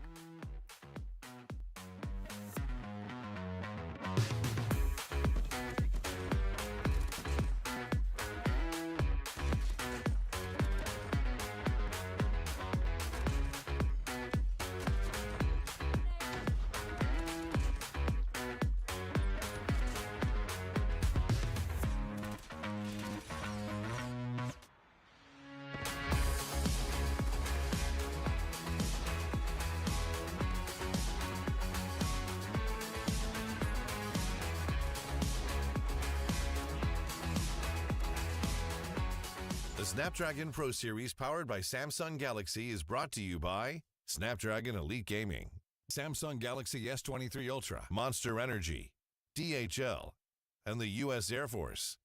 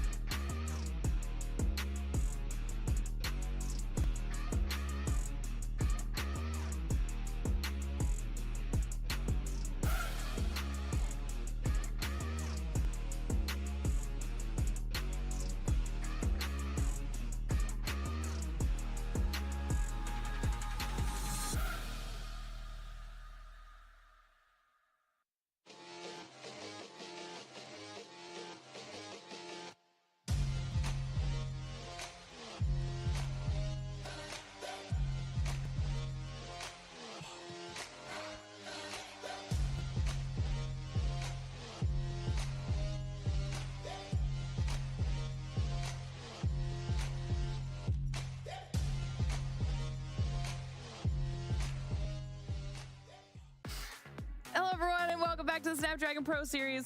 It's time for us to start looking towards our second match of the day here, the last day of the main portion of our season. And we just watched them play, but we're going to watch them play again because now that match number 1 is done, It's Rejects versus Goofy Goovers yet again for match number 2. That's going to be a difficult combo there mentally to go up against, but we're going to see what they can manage. Yeah, for sure. I think it's just difficult because we were having a very brief discussion there, break, about kind of like, it's so difficult to go up against these two teams in quick succession, not having much of a break at all after you just got whopped in the first series against Mayhem. And granted, again, part of that discussion was a little bit was their fault. But now you got to go up against Rejects, even worse. It's like, I don't know, you guys have played Elden Ring, right? It's like when you fight Melania and you do the first phase fight and then there's a second phase. This is what that is like. Wow. I've not played it, but You guys haven't played I that, believe you. Oh wait, yeah, no, I know that Lauren hasn't played that. I don't know why I even brought that up. Anyway, here's Reject. They're pretty good. Adding Envy was definitely a solid pickup, you know. Definitely yes. Very good COD mobile player, world champion. I guess Western Stage 5 champion. But regardless, he is definitely somebody that you do not want to be going up against. Lauren, you good? Yeah. What is going on with you? She's being attacked by her pen. I'm fine. Everything's fine. We're going to start getting our picks and bans through here in just a second. I'll give you guys some more stuff to talk about and break down when it comes to this matchup here. Obviously, got a little bit of a trial run there for Goofy Goovers when it comes to what they want to maybe work with when it comes to that map pool. And maybe we'll see some different variety coming out of them here for the second match. Yeah, variety, Summit. And not really good variety. Variety is a tough one. I think they're like, oh, we did bad on Arsenal, we'll ban Arsenal. But I don't think they did their research in regards to the Rejects typical map picks. Yeah. This is, it's so difficult because, again, to be honest, and this is, you know, we might criticize the map picks a little bit, but it's difficult to veto against some of these top teams. This is what I always say. It's just like, it's so difficult because they don't have bad maps generally. Like, I think the only one that ever comes to mind is over in Europe where we talk about, I want to say it's exclusive, that just can't play Arsenal Hardpoint. That's like the only example that comes to mind, and I promise exclusive that wasn't a stray against you guys if you're watching this. But it's difficult. So I'm not going to criticize them too much, but still, I think at this point you are just kind of vetoing for yourselves, and Hardpoint hasn't exactly been a strength for Goofy Goobers anyway, so. All right, we get the Slum Search and Destroy. Was that where Rejects dismantled Mayhem? Am I thinking correctly, or am I misremembering? I don't think so. Maybe not. I think that was Tunisia. You're right. And we do have that map number 5, so hey, you know, if we get to map number 5, it's going to be a good time for Rejects, but I don't know if we're going to get there. That said, I brought this up during the first match. Goofy Goovers, this is a favorite for them. Slums, they're 1-3 on it. They've played it 4 times, so they are the very least seasoned on it, but very different gravy against Rejects for sure. So there's that, and of course, raid control. Look, you know what? They can learn from their mistakes from the last series with the raid control. Hopefully they used our 4-minute break for a quick VOD review to see what they could fix in the raid control. And, you know, might be able to make things a little bit closer than they did against Team Mayhem. it's definitely going to be a difficult matchup, obviously, given Rejects' record in the season so far, their performance in the season so far. But this is going to be the last matchup that we see out of Goofy Goovers as well. So that will be the end to their season after we get through this. So for now, I'll set you guys off to the other half of the studio. You can take your time if you'd like. We'll start getting into match number 2 in chat. As always, let us know your thoughts as well on how you think this one's gonna go. Bobby, I've been told I'm a slow old person by you guys. Yep. So I mean, I guess a slow walk would track, wouldn't it? But alas, this is probably not going to be a slow series. Let's be honest. Rejects. This is really tough. It is so incredibly tough for Goofy Goovers here. All right, I think we may have some breaking news. Oh, whoa. Oh, wait, is this breaking news? Team NBA waved the white flag in the current matchups. Is this actually breaking news? So they're off-stream matches. They will go 0-2 once again. I think that was kind of expected. Yeah, it's tough. I thought that had already happened, but that's good to know. Yeah, well, I was like, I thought that was already. We were like, like, yeah, that's definitely something we knew. Yeah. Yeah, I guess it's breaking news for you guys. So NBA, obviously, I think they had a tough go of things at the start of the season. I want to say, like, the first couple of maps were just not good for them. And I think past that point, they were just like, this is just really difficult. But you know what? Fair play. I think, you know, you go up against some of the best teams in the world. I literally think, I want to say their first match of the season was seminal. And that is, like, draining. That's like if you were, I don't know, if in the Potterverse, and your first, like, one duel was against Voldemort. That's the best example that I can give. But it does leave them here 0-7 in the season. Sane, I think we're supposed to play them today. So I think they're supposed to be 1-6 there. Someone can tell me if I'm wrong in that instance, but it would give Sane their first win on the board. All right. Well, even though they go 0-7, they do not come in last place because at the bare minimum, they followed the rules, so they get an extra $250 because of it. So congrats to Team NBA. But obviously focusing on the match at hand, we do have Goofy Goovers versus the Rejects. I am curious if we see, like, maybe prior to playoffs or day of playoffs, if either of these two top teams announce that they've been picked up by an org. That would be interesting to see. Obviously, that's something. Goofy Goovers. Yes, Goofy Goovers. I think they're going to get picked up by, by FaZe. What are you talking about? I heard that FaZe were really interested in picking up this roster, so very excited for that announcement to come out. Dude. I was so, you confused me. That's all I just like one of these two rosters, and I just thought you meant Goofy Goofers or Rejects. All right, well, Jez hopping down from above. Goofy Goovers already off to a much stronger start than they had against Team Mayhem. I believe it was 107-1 through the first couple of hard points. The fact that they've already been able to get 3 points is a sign of improvement for them. Obviously, having Venti, a seasoned shotgunner on this map, is something that'll work in your favor, so we'll see what he can do up against the R9 in the hands of Solo. Unfortunate timing for S-Thug as he gets taken down right there, but Envy on the bottom side is going to be there to lock things down. Rabalo shut down, though, and Goofy Goovers in control of the hard point once again. Trying to make it work against Solo here. Solo looking for these kills. He's going to find one. It's actually a double for him against Naz. Excellence down low here, trying to survive for the squad. And P1 is always a bit of a mess, I think, here on Summit, so it's difficult to get a lot of time off it, and you're seeing that right here as both of these teams vying for the time.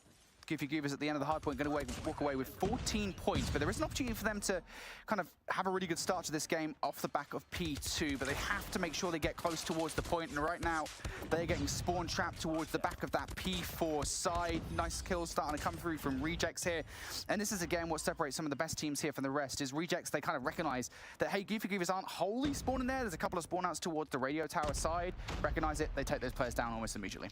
Brainy in position to make his way toward P2 right here, but he and Excellence locking down the bottom side first. Brainy contests, shut down. Excellence waits for the reinforcements. Unfortunately, there's a Solo directly up above him with the equalizer in hand, but Nas going to be able to take him down. A couple errant shots out of Solo going to end up requiring an operator of him. Jez doing his best to keep the hard point clear, but once again, solid feed here for the Goofy's Goobers. They're able to break back on in. Now Rabalo going to be forced to try to contest for the hard point right here as he gets shut down as well. Yeah, Goofy Goovers now not in such a great spot. They will get the scrap time away from Rejects, or maybe they won't. Solo wanted to give it a little look yet, but only finds a couple of seconds away. And this is the big problem now for Goofy Goovers. I was going to talk about it just then, that they do not have control of the rotation for the next hill at all. And now you're starting to see some of the investment coming out from Rejects early on too. Solo's going to find the double with a Predator missile. Now we're making it 3. Switches over to his regular weapon, the R9, to get that one done. And Rejects are even being so bold here as to actually push out down this kind of right-hand side. It's not something you see teams often do. You kind of see them play a little bit further back to kind of allow Goofy Goovers to make their way up the slope, but that hasn't happened. One player going to go down now, though, and maybe Goofy Goovers can start to find their way through here. They've broken the front of the kill. Rejects trying to send a couple of players down the front, and while they decide it's time to bring out some of the operators here to break back through, they want a dominant hard point. If you're Rejects, you don't really need to hold these spawns for that much longer. Maybe give up some control around that 20-second mark, and it looks like that's exactly what they're going to plan to do. So they intentionally spawn the Goofy Goovers in the backside, and with that, they have control of the hard point and easy rotation toward next. So even though they give up a couple of seconds of scrap right here, very nice setup toward new. There's one player waiting for them on the inside of the hard point. It's going to be Brainy pushing all the way through, looking to anchor spawns, but he's going to get shut down by Jez. And with that, Rejects in position to once again build on this lead. Yeah, once again, you're giving away the rotation to Rejects here, and this is just not a good look whatsoever. We do have a few operators on side here for Goofy Goobers, but you've only got one currently being utilized by Rejects. It's Jez, who's already picked up a double there with the Sparrow. Dezito, well, I did want to have a good go at things with the Annihilator. That's not happened. Solo also having a pretty good look here with the equalizers. Goodness gracious me. Every single time we see the operators come out for Rejects, they make good use of them. Solo is really starting to heat up here. Excellence on the head D. Oh, Solo. This is a position that, generally speaking, you don't really want to be using the equalizers. And Solo is doing such a good job of it. That hunter killer drone, well, it hunted and it killed. It does the rest of the work for him, and he's going to be able to pick up an AR as a result. So now a little bit of a dual threat in that position. Still 13 seconds of scrap to lock down right here. Dozita takes a quick switchblade to the head. And, a shaky gunfight right there for Jez as he's not able to clean things up. But once again, Rejects picking up the scrap. Now on rotation. They're trying to make quick work of this map. Once again, players in position. It's S-Thug in the top side. Not going to look to get the scrap time right here. He's going to maintain that map control. Can't find Nas, though. Opening for Goofy Goobers to maybe find some contest, but once again, the ARs reinforce for Rejects. And they are completely in control of this one and have been realistically ever since P2. Yeah, it's the rotations. I think that's been the biggest problem here for Goofy Goobers, is they've not been able to get anything going at all in terms of just rotating away, grabbing the spawns for the correct side of the map in terms of rotation, and Rejects have been running away with it because of that. Ever since you said, mate, P2, now we're starting to see the utilization of more of these operators. Raballo is on an absolute tear with the War Machine at the moment. Apparently, his biggest enemy is the railing right in front of him, as he's only able to get past one of those pellets for a kill. But yet still, doesn't matter. Rejects are sitting inside. They will not be able to finish the game here on P1. But, I mean, look where they're positioned at the moment, Bobby. They probably will be able to do so on P2. Yep. Goofy Goobers do their best to find some contest time right there. But once again, they realistically have not found any hard point time since that Mixie P1, P2 setup. Looked like they might be able to bring things closer than they had against Team Mayhem, but Rejects trying to make sure that that is not the case. Nas pulls out the claw, trying to see what he can do with it. A little two-piece for him, make it 3. Has not yet been traded out either. Jez gets taken off of his Sparrow. And a solid 5 seconds the hard point for the Goofy Goobers, but once again, Rejects looking to end this one as quickly as possible. Nas gonna get taken down, but the claw in hand. And Rejects can very feasibly win this one right here, and especially with Venti getting taken down. Looks like more than likely that'll be the case. Goofy Goobers still sending warm bodies at this point. Rejects now just looking for the last few seconds here. Envy, Solo, everyone contributing to it. Just one more player inside to deal with it. It's Venti, and, well, no more life left in them. Attempted flank for the final few seconds coming in through Naz, but nobody is going to get there in time. Rejects put Goofy Goobers away pretty darn quickly there in that hard point. Honestly, off the start, the way that they played on P1 and even on P2, I was expecting a relatively competitive game, especially considering I think when we even got to P3, they were forcing operators out to maintain control for Rejects, but just we got past that point and it started to snowball. We started to get to the point where every single rotation was controlled by Rejects, and Goofy Goobers just were not able to get anything. You know, if you split the difference in the hard point scores, you get 250 to 47. So why do I know for a fact that during the entire, like, what, 30 seconds in which I was talking there, you had that ready to go. You were like, I cannot wait for him to shut up so I can say this. I just wanted to put that out there, you know. To be fair, they did play things fairly close in the first couple of hard points, and they even like found a push through on P3, which is not easy to do. So I thought with that, they were at least going to be able to break 100 points, but... Hold on, is that true? Is the maths on that correct? How many points did they finish? Technically, it's off by like 0.5, but... Wait, no, it's off by more than that, isn't it? They got 30 in this one. Oh, they got 36? Oh, they got 36? Okay, then you're right. Okay, fair. I thought they got 30, and I forgot about that, like, the last 5 or 6 seconds they managed to grab off this last till, to be honest with you, because it was so inconsequential. But Goofy Goobers just couldn't get anything done there, could not get anything moving for 90% of that game. And Rejects, I mean, like, it's one of those situations where every single time we saw an operator from Rejects, it went not to waste at all. They were just decimating every time we saw some kind of response attempt from Goofy Goobers. It was no more than that, an attempt. And Rejects showing again why they are one of the best teams we have on offer here in North America. Very odd to see Esta going negative in that map. And obviously you do typically have him as an AR player, so not necessarily a role that is going to thrive on Summit, but regardless, they take the win and they do it easily. So now we get ready to head into the Search and Destroy. You would presume once again that this is probably a Goofy Goobers map pick. So we saw them take a couple of rounds off of Team Mayhem whenever they were on the Express. They'll look to do the same here in the Slum Search and Destroy. I would say of the modes that we've seen them play so far today, that one was the least shaky.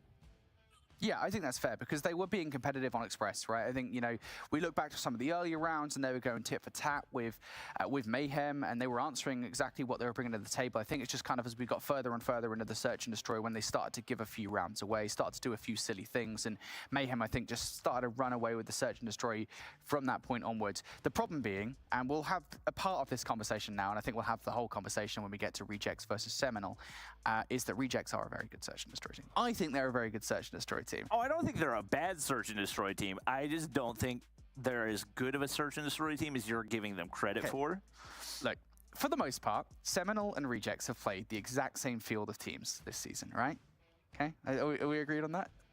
No, it's just because Rejects, they're regular season cold warriors. hard facts. No, they're regular season warriors. Like I understand they've done it better. They're regular, like. Seminole are just going to kick it up when it matters most. All right. So I'm just going to put that out there. I'll hold back the stats till we get into that matchup. We got some important stats to talk about. For now, though, Rejects, they've got to get through Goofy Goobers first. They had a good go at things in map number 1. Now in here in map number 2, they are starting off with aggression towards B. That's not where a lot of this action is going down. I love this look from Goofy Goobers off the start. Straight through blue, not a care in the world. The problem is the response from Rejects is just as aggressive. They really want to take this bomb site back. Oh my goodness me. What a response from Rejects. Goofy Goobers ran straight to A. Rejects were like, what do you guys think you're doing? That was a speedy response, and especially when you can get solo through that broken wall with an R9 in hand, there was not much the Goofy Goobers were able to do. Obviously, Venti's going to look to counter that. They get aggressive through the mid-map right here. Much slower approach that does not benefit them to open things up, or Brainy's going to be able to trade out one, and just like that, we're into a 4v4. We see the Tundra coming out for a couple of different players on this Goofy Goober squad. But Esta going to be able to lurk forward and once again able to get a lot of information as they're wrapping all the way back towards spawn. How did they allow him to get there? There's not a soul in Graveyard. I mean, I know it's the point of Graveyards, right? But nobody is there from Goofy Goobers whatsoever, and they have given up way too much map control to Rejects here, to the point where an already difficult offensive effort is going to be even more difficult, I say, as Esta gives his entire body away to Brady. Might as well, if you're in the Graveyard, go and jump yourself straight at a hole. Envy now looking for some pot shots over by Bricks. Somebody chow, please. Brady's going to do exactly that. Envy walks away. Raballo deals with a shot. Teamwork is the dream work for Rejects. Jez should have the read onto Excellence right here. He's actually going to wrap back toward Broken right here, and maybe some connection issues, so he's going to bank on his teammates to, at the bare minimum, have that information. But unfortunately for Rejects, Raballo is going to get shut down right there by the Tundra in the hands of Venti. So with that, they should have an opening to potentially equalize, but Envy reads to perfection, just like that, into a 2v2. What? Finds another onto Dozita, and he's trying to make it a 1v3 by himself as his teammate really just giving comms at this point. Okay, Excellence 1v2. Ooh, stay away from Envy. All right, gets the shot. Hold on. Oh, Jez is going to take him down. All right, I want to see that from Envy's perspective. I need to see it. Envy, I pray to God that you have your POV somewhere, because I need to see that turn on snipe. That was disgusting. He's not a player that posts his POV a lot, but most of his teammates do. So hopefully one of them was recording to see that one. As Rejects do clutch up and take another round right there. Tundra remains out for Nas as he tries to find the opening over toward the A side. One player tucked away in the corner. That's going to be Solo. Once again, R9 in hand. And he's going to make quick work of that opening kill as Nas drops. So does Excellence. And just like that, only 3 players remain for Goofy Goobers. Now, Brady's got the right idea at least. Probably knows that someone's going to get over aggressive, and yet good call, but even better is the trades from Rejects. Fenty and I left up in the garage, and he's going to need a fix up here. I don't know why I said garage so aggressively. Yeah, it's garage. And Raballo's going to take him down. Rejects 3-0. Overwhelming are they? And that's the kind of situation there where you've got the numbers. You might as well just push through even on the offense. Or defense, excuse me. All right, let's see if we have any adjustments. I would like to see some more of the aggression that we saw to Goofy Goobers. Obviously, it didn't convert anything over toward the A side, but at the bare minimum gave them a strong opening to the round, and it was only the later gunfights that really put things out of reach. They allow Solo to get aggressive, and he finds 2 to open things up. Envy hoping for a wall bang to connect. Nothing right there, but nearly takes the head off of Nas. And once again, Goofy Goobers just sitting in spawn and giving away so much real estate to Rejects. Not going to be a reliable strategy if you want to catch them off guard, and certainly not doing so far. I feel like you've just kind of cut the head off the snake at this point, to be honest. Every time that they get the numbers, Goofy Goobers just look completely dead on the offense. They don't know how to respond. And again, to be fair, it's slum search and destroy on the offense. When you don't have the numbers, it's difficult enough when you do. When you don't, things go from bad to worse here. Nade being cooked over to try and deal with a player on bricks. That's not going to happen, so they're going to have to get up close and personal to get it done. Venti, Harem in hand. Jez gives him the free kill, and to be fair, that's the way you want to deal with it if possible. The problem is, Estag had already made his way through blue. Now he's looking for the second kill against Azito, and actually going to take him down. All of a sudden here, with that kill against Raballo, we left up in a 1 versus 2 for Envy. He's going to hit a wrap back toward the A side, gets the information the bomb's been retrieved, and we'll see if timing goes his way. Should hear Dozito right around the corner. Shot connects, and now the opportunity at the 1v2. Nas going to lurk through Graveyard right here, but it's a pistol out, and Nas is able to make him pay. Goofy Goobers find their first round here in the Search and Destroy on Slums. And that is a round, again, that really should not have gone Goofy Goobers' way. The only reason it does, the sole reason it does, is that they're able to exploit the aggression that they expect from Rejects, and that's what you need to do. You know Rejects are going to run at them. Will they make that mistake again, though, later on during the search and destroy is the question. Well, it's one offensive round that Goofy Goobers otherwise wouldn't have gotten. And this is a look that we saw back in round number 1, where Goofy Goobers, right off the rip, decided to go straight through blue. They only need 1 kill to garner control of the site, but ideally you want to get the bomb down before the retake happens, and that does not occur. Estag finds an easy double. And now, Goofy Goobers, you are in trouble because you are nowhere near the middle of the map with the last 2 players and nowhere near the bomb. Yeah, that's a nasty spot for it to be down, especially given the fact that you have no map control. You get Excellence lurking way back. He's going to be able to find 1 on the trade, but Estag is there in response. And once again, Rejects back in the driver's seat. 1 more round for them on the defensive side. And outside of that one well-timed clutch, Goofy Goobers have not had much response. I did once again like to see the aggression over toward the A side. They do send a couple players that way. It's just a question of whether or not they'll be able to actually capitalize on it this time. It looks like Rejects getting aggressive right here. Solo already pushed up toward that garage area. And it is a very similar look from Goofy Goobers once again. This time, though, not as aggressive in towards blue, and it gives Rejects a chance to react. One player over there is going to be Envy, who does get shut down by Brainy, and now Rejects don't have the numbers here, but they do have 1 player pushed all the way forward. It's really aggressive, some Solo.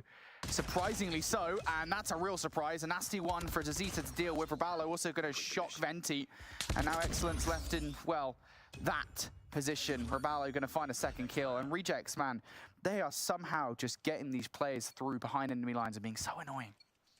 And the thing is, like, they're winning gunfights where they're just at pure disadvantage. Like, no reason that Excellence gets gunned right there, but it's just a straight-up gun skill difference. Raballo makes the read and does not miss a bullet at the same time.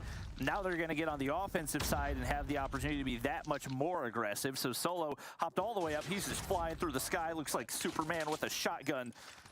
They've cleared things all the way across the middle, and Goofy Goobers just staggering back, trying to find some avenue, trying to find something to work their way through. Jez gonna miss on the first, but he won't do it a second time. Not going to be able to find the closer here on the round, but 2v2 as Goofy Goovers are able to equalize somewhat, make it 2v3. And Nas 1 HP should be shut down right here. Once again, Jez, maybe a little bit laggy in this one, but with Excellence only 10 seconds remaining, he's just playing for kills. He's going to find the first. Nicely done, but no time for the defuse hit. So Excellence is Dunzo in this round. Just get away your life, make KD look a little bit nicer with that final call coming through. But it is ultimately a round for rejects, and this is what you don't want to see if you forgive is an aggressive reject squad on the offense that are feeling themselves. It's tough when a team on the offense gets in that position. I assume we're going to see the exact same look out of rejects, because why not? Let's just end this search and destroy how you've ended pretty much every single search and destroy so far in this tournament. Exactly like this, pure unpatented aggression. There is a response from Excellence, but not one of much at all from Goofy Goobers as Roballo finds a double. One player left alive, and I think they were looking for the execution there. Dzeta for in a 1 versus 3 though. See what he can make of it. Bomb does go down over on the B side, but information should have been given. And it looks like Reject's trying to get sneaky right here. A couple players looking to hit the flank. Oh, and they're just hunting right now. They're not even looking to play around the bomb site. See if they can catch him off guard. Does he realize Jez is snuck through spawn? Yes, he does. So the opening for the 1v3 is in hand. Envy looking at a trick shot right here. 360 does not connect. He's going to be forced back. Once again, Roballo should be there just in case a trade is needed, and Envy gets shut down. So now all down to Roballo. Realistically, no time for Dzeta. He's just trying to see if he can make something cool happen. Able to find the kill, not enough time for the defuse. And Rejects handle business once again here in the search and destroy, as it's a 7-1 win. Wasn't that almost the exact same way the search and destroy between Goofy Goobers and Mayhem ended, with Dzeta in a 1 versus 3 and refusing to get executed? Yes. Man, it keeps on happening to Dzeta. I feel really bad for him. Regardless, that is another victory there. Another dominant search and destroy victory coming out of Rejects there. 7-1 this time around. It continues what has been an unprecedented spree of search and destroys from a team here in the Snapdragon Pro Series. And yeah, I don't think it's that much of a surprise. To be honest, I think sometimes you take it with a pinch of salt for a team that starts that strongly on defense, because at the end of the day, it's slum, search, and destroy. But as we got into the offensive rounds from Rejects, I think the reality of the situation really does start to set in that, hey, no, this isn't just a defensive team that's up 5-1. This is just Rejects being up 5-1. Yep. There's just only so much you can do in a situation like this, right? When you've got the difference of experience between the two squads being years worth at this point. It's a difficult gap to overcome, and obviously you expect Rejects to handle business. They do just that.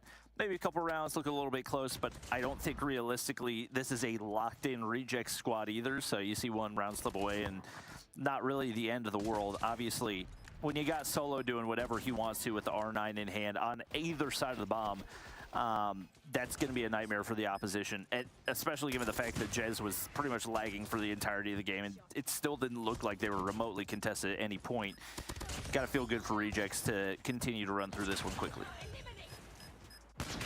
Yeah, I think they would have been disappointed with anything more rounds than a 7-2 victory. I think that's kind of been their goal again. That's been the highest scoreline that anybody's put up against them so far this season. So par for the course, I think, for Rejects to take the search and destroy in the manner that they did. Next up, though, I believe we have a raid control, and we can analyze here about Goofy Goobers, because we saw potential in them when they went head-to-head with Mayhem just 30 minutes ago. This hasn't been a long series, to be honest with you, so far. And Goofy Goobers, I mean, look, they had potential. They just made a few, I think, key mistakes where if they could fix them, hey, maybe this will be a competitive game. Yeah, I think they should be able to make something out of this one. Especially if they can capitalize on maybe some issues for this Reject squad, some players not fully there, then could potentially take a round. And once again, if they had thrown a couple different routes over toward the B side in that opening round against Mayhem, it wasn't a massive life differential between the two teams to start things off. They were just not able to close out the map well. So we'll see what they can make out of this one, but it looks like we'll be hopping into map 3 fairly quickly right here, as we are good to go. And they will be on the offensive side to get things started once again. Alrighty, Goofy Goofus, what do you got for us? What have you learned from your last experience? When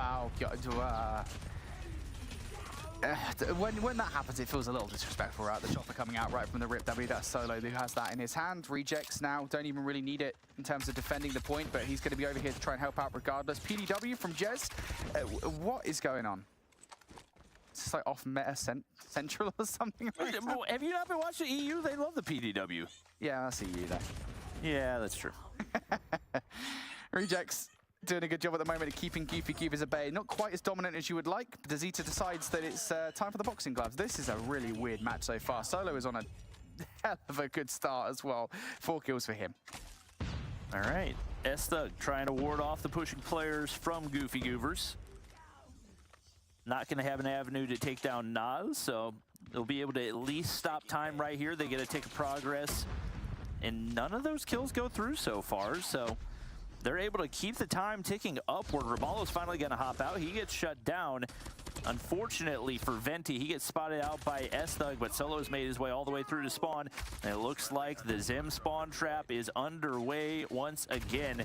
Venti doing his best to avoid it right here. Not much of an avenue to make his way out. A couple players do go down right there, and Jez gets taken out. So they avoid much of a life loss, but still down 7 lives, make it 8 right there, and no objectives fully captured. Has put them in a difficult position, investing that much time trying to escape.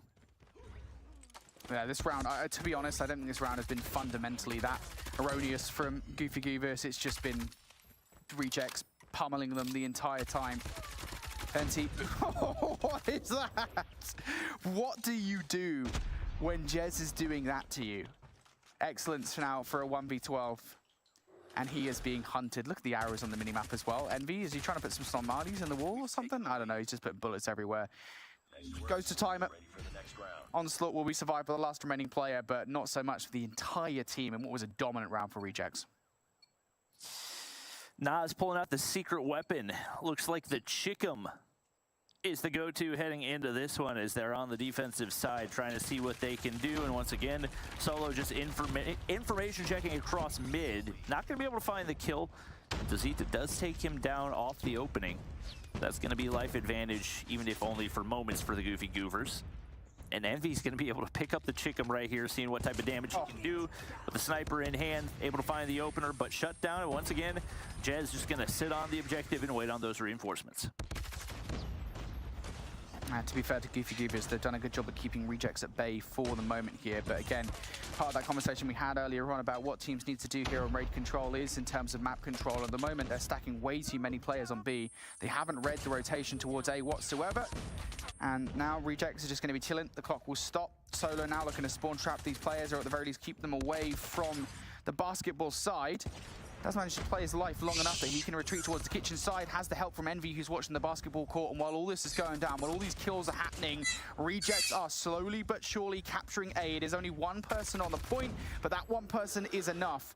Jez, though, will go down, so Rejects going to have to install another player on the point. Solo doing a good job inside the kitchen, though, keeping these guys at bay. That's a couple more kills that once again will widen the kill advantage here for Rejects, who are now looking to find the third and final tick over towards A. They will get it, and now Goofy Goofus, well, now you guys can start to kind of focus here on B. All right, 8 life differential, and it continues to build for Rejects. Jez makes his way up, continues to beam with that PDW in hand.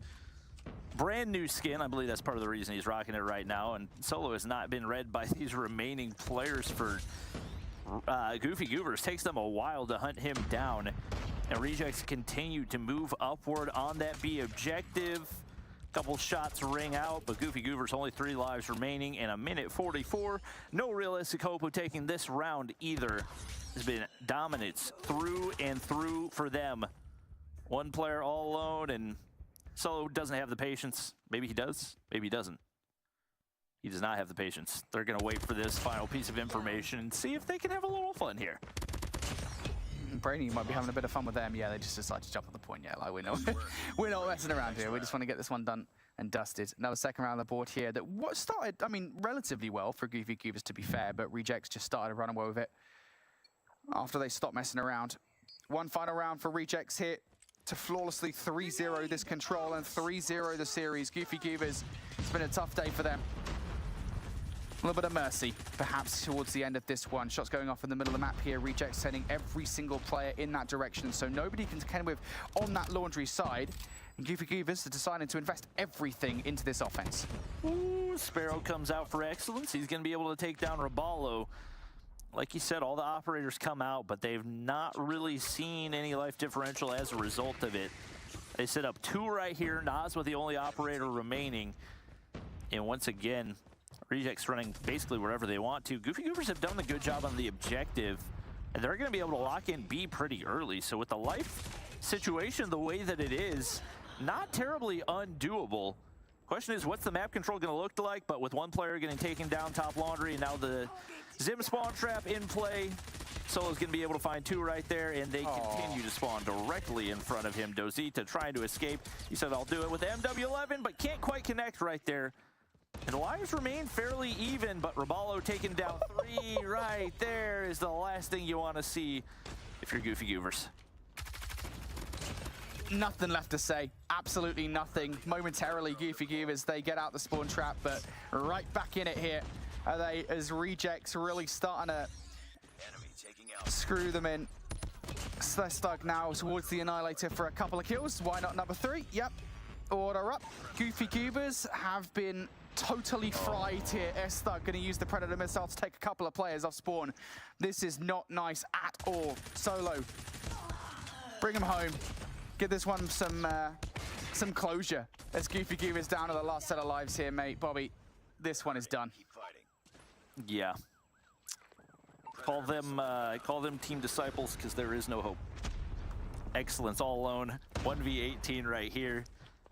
And he's the one getting hunted this time around. S-Thug not going to be able to spot him out. Solo just spinning in circles with the equalizer in hand, and Excellence just terrified for his life. MW11's enough to get the final kill. And that's Rejects with the 3-0. Not a fun day for Goofy Goovers. Yeah, I mean, it was tough. We said it coming into today. It's like you face Mayhem and then subsequently Rejects. It's just like, mate, I don't even know. What's a comparative like? I mean, I used the Elden Ring comparison. You guys didn't have a clue what I was on about, so. What's a good comparison? Only thing I can think of is like NBA comparison, so. Like, I don't know. It's like getting into a shower, finding out the shower is only giving you cold water, and then, you know, and all of a sudden it just stops giving you water at all. Is that the most comparative reference I could possibly make? I don't know. I'm just thinking about having a nice shower. But regardless, Goofy Goovers, oh boy, that was tough for them. And I think, again, fundamentally speaking, nothing too awry in that best of 5, but overall, Rejects just simply outclassed him, and I just don't think we're surprised, to be honest. This is not an indictment on Goofy Goovers whatsoever. There is just not much that you can ultimately do when you go up against one of the best teams we have to offer here in North America. I said it about them versus Mayhem, I'll say it about them versus Rejects. Yeah, and once again, credit to them for actually showing up, because the majority of our bottom half teams have just opted not to play the majority of the rest of the game. So the fact that they showed up for 2 matches that they knew were, to say a long shot would be an understatement, but they came through, they gave it their best, and hopefully something to learn from for them as they finish off their challenge season. All right, we're now 2 matches down on the final day of the season here. It is Rejects that come out with a 3-0, and now we will be turning our attention to the match that we were hyping up the entire pre-show, okay? This is, I feel like, what the whole season has been leading towards for this final matchup between our top 2 teams in the region. We get to watch Seminole go up against Rejects to close out everything. Before we send it to a break, just give me teeny thoughts before we deep dive it when we come back. Small thoughts. Yeah. This is going to be a banger. That's all I got for you. Game 5 has got this written all over it. I promise you it's going to be a great matchup. That's it. Game 5? 3-0 Seminole. I knew you were going to say 3-0. I may have some information that you do not have. Oh, this guy. Bobby always has information that nobody else has, and then he also doesn't share it. So like, you'll never know what it is. Well, yeah, because this is an opportunity for me to make Brody look bad, so I got to capitalize Is on it the orc that Seminole are going to? No, Okay. no. Oh, well, We're still waiting. We're still waiting on that. Don't need it. All right. Well, just get ready, okay? To close out the day, this is going to be an incredibly good match, whether you think it's going to go to all 5 or you think it's going to be a 3-0, because when we return our top 2 teams in the region, Seminole versus Rejects, to close out everything. So don't go anywhere. You're watching the Snapdragon Pro Series.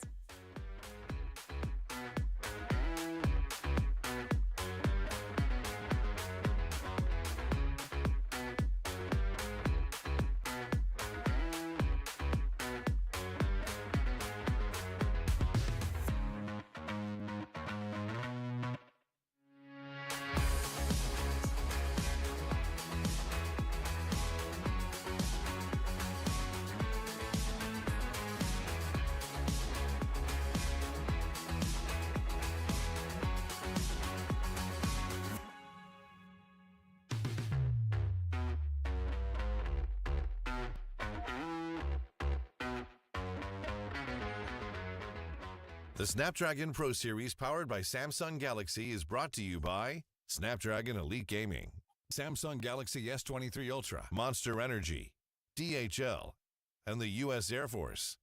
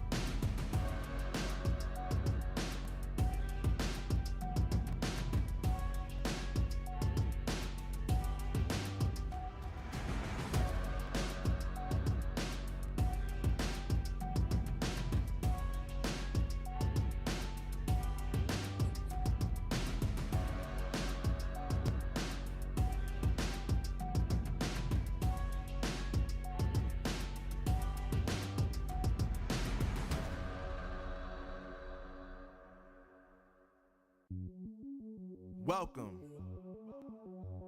to the place where dreams come true, where everything you want can be yours, if and only if you're willing to work for them, you're willing to hurt for them, but most of all, you're willing to be first for them.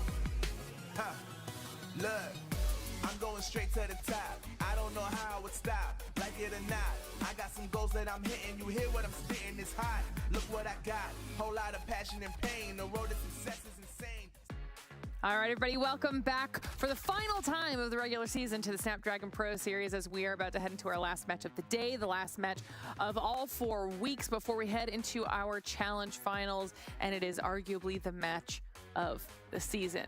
We finally get to start talking about it. Rejects versus Seminole, former LG versus former Tribe. We've seen it time and time again. We talked about it at the top of the show. Now we're going to talk about it again. All right, Bobby, give me your thoughts. I think that this is going to be a very competitive matchup, and I do think that the upgraded Rejects roster is one that is definitely a lot stronger than what they had at the World Championships. With that being said, I do feel like this is an upgraded Seminole roster as well. I think the fact that you have now both Tectonic and Marshy in this starting roster makes them very, very difficult to counter. And I'm not sure if Rejects are going to be up to the task, but once again, I think it's going to be close. If it's 3-0, it's going to be an incredibly competitive 3-0.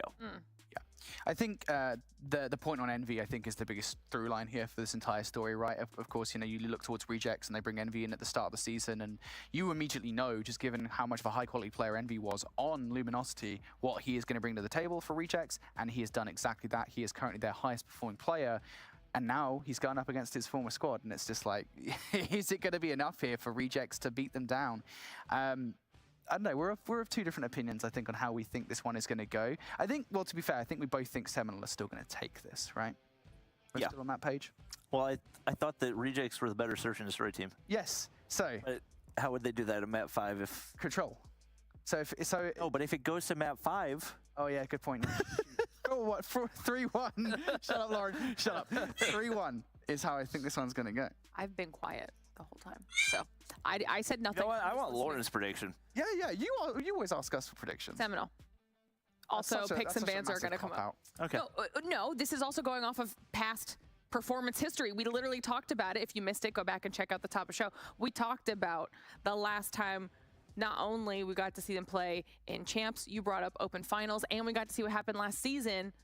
Now we're looking at picks and bans, starting with takeoff.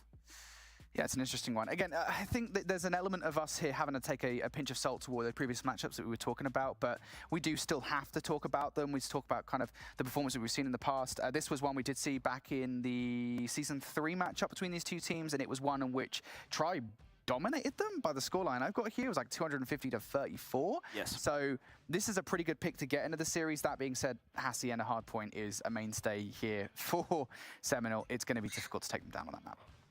I would actually favor opposite teams in that matchup. I would favor Rejects for the Hacienda. That's a map that they've taken semi-consistently off of Seminole, and Takeoff is a map that used to be a weak point for Seminole, but they've improved drastically, and that was the one that they wiped the board with Team Mayhem to start off the season. So I feel like early in the series, we might see things swing Seminole's way. The Express Search and Destroy is one that I know Hippo has said they feel very confident about, but Tunisia, an opportunity for, if it goes to a map 5, Rejects to potentially take the series.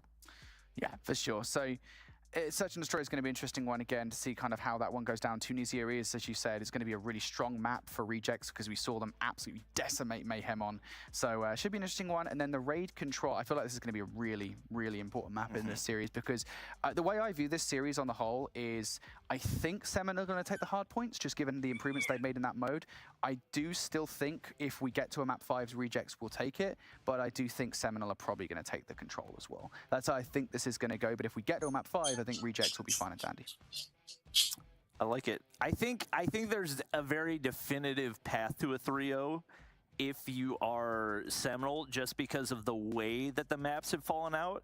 I think it's unfortunate for Rejects that I would argue their two best maps are in the back half of the series, and the Raid, while you could say is a coin flip, is one that historically Seminole just have been the better roster on. So it'll be interesting to see how they match up. I do think the Takeoff is going to be very competitive because even though Seminole have improved very drastically there, it is one that historically Rejects have been super solid on. Like you said, you have that 250 to 34 maybe lingering in the back of your mind. So that's one that could be very, very much momentum based. All right, well, we won't keep you waiting any longer, whether you're at home or you're at casters. I'm going to send you off to the other side of the studio so we can get into our matchup of the season. Let's see who takes this one home. All right. we'll see what they're bringing to the table. Obviously, we kind of know the starting roster for each of the teams is. I don't think either team has a sub right now that I think about it. Yeah. Very different from the way that they had been formatted the last couple of seasons. But it definitely, I think, has helped to build chemistry for the squads as well, just because there was a lot of uncertainty around who was going to be starting at different points. And I think we saw that even through challenge finals for that LG squad. Having Tectonic subbed out for the playoffs is not something we expected. Obviously, they were still able to handle business, but it seems like the chemistry has definitely really solidified for both of these squads, only having 5-man rosters. Yeah, for sure. And actually, it's something that we look over towards the third player in the trifecta of teams, and it's something that Mayhem have been struggling with this season, right? So yeah, absolutely. I think having a solidified roster and having a roster that you know you can work with throughout the entirety of the season has been super beneficial for both Seminole and Rejects, and certainly I think we've seen the gameplay for both of these rosters improve for various regions. I think for Seminole, the reason that they needed to improve was not even based domestically, but based on we need to take this seriously. We just lost to Godlike over at Champs, and we cannot have that happen again come Masters. And I think for Rejects, they can't have what happened at Champs happen to them again. They have to make sure that they are being competitive with the best of the best. The big change, bringing Envy on side, is huge for Rejects. Is it enough to take down rival Seminole here? It was going to be time. God, I hate it when that happens. I hate it when it's especially when you hit the intro. We're ready to go. I was so ready for the map, guys, and we got trolled. Look, honestly, I'm fed up with it, mate. I'm just... I saw Marshy first one to leave, so if you guys want to get mad at anybody, get mad at him. He's a 2-time world champion, so we'll give him a little bit of slack. But I take it back. No slack. We want to get into the matches. No slack at all. We're ready to go. I mean, this has definitely been what the whole day has been building up to, because it was pretty quick matchups leading up to this. But, you know, nice little warm-up for this Reject squad to get hopping into this. Yes. It might be to their advantage, or if Seminole had a better scrim, they may have had a better warm-up. Yeah, for sure. You know what, we'll start talking stats a little bit here, because I think there's an insane stat line to talk about, and it's not necessarily between these two teams, but more about these two teams versus the rest of the competition. So look at the differentials for these teams as we get into the map here. We have Seminole 170-point differential in hardpoint this season. That is absolutely insane. Reject's not that far behind, though, 134 points for them. These two teams have been by far and away the best hardpoint teams we have here to offer to North America. And you know what, now it's time to get hyped, folks, as Rejects take on Seminole. And we are actually into the match now. I didn't want to get hyped until we were actually ready to go, but we are, and Rejects are going to kick off here with the first wave of gunfights. That's Robalo locking in the hard point time early. Tectonic's going to get dealt with on the high ground, and he does. So now Vague looking to find a shutdown. Washi pushing on through, switching it back into the SMG role. So a couple minute changes for this Seminole squad that could potentially impact the outcome. Tectonic on the low side can be able to take one down. Hotly contested is P1 so far, as Jez does get taken down right there. Very, very back and forth, though, and it's finally going to be an opportunity for Seminole to pick up a little bit of scrap here, but once again, nothing being made easy by Rejects. Yeah, I don't anticipate this to be one of those hard points where we're going to see a P1 that massively goes one way over the other. We're going to see a very scrappy affair here on takeoff for sure for the entirety of the game, and we're already seeing that on P1 as these teams fighting back and forth, full control. Momentarily, did Rejects have control of the stadium for the P2 control, and they still might, to be fair, have a good look at it. We're already seeing Jez fight for control of it. Solo going to find a double in that direction, and now it's just one player isolated. That player is going to be player number 2, Tectonic. What can they get done? They have Vague from construction as well. Tectonic is the one player, if anybody, that you want to play his life. And unfortunately, will not be able to, as the numbers fall in favor of Rejects. So it will be them now in control of P2 to start this hill. Jez not going to be able to finish off the kill there, but the assist is Robalo picks up a 3-feed. And that's a big opening. He's got 8 kills on the board already. Has been one of the top players for this Reject squad through the entirety of the challenge season. Solo snapping onto players right there. And Seminole have not been able to find anything on P2 so far. Robalo on the top side is going to be able to find one before he gets shut down.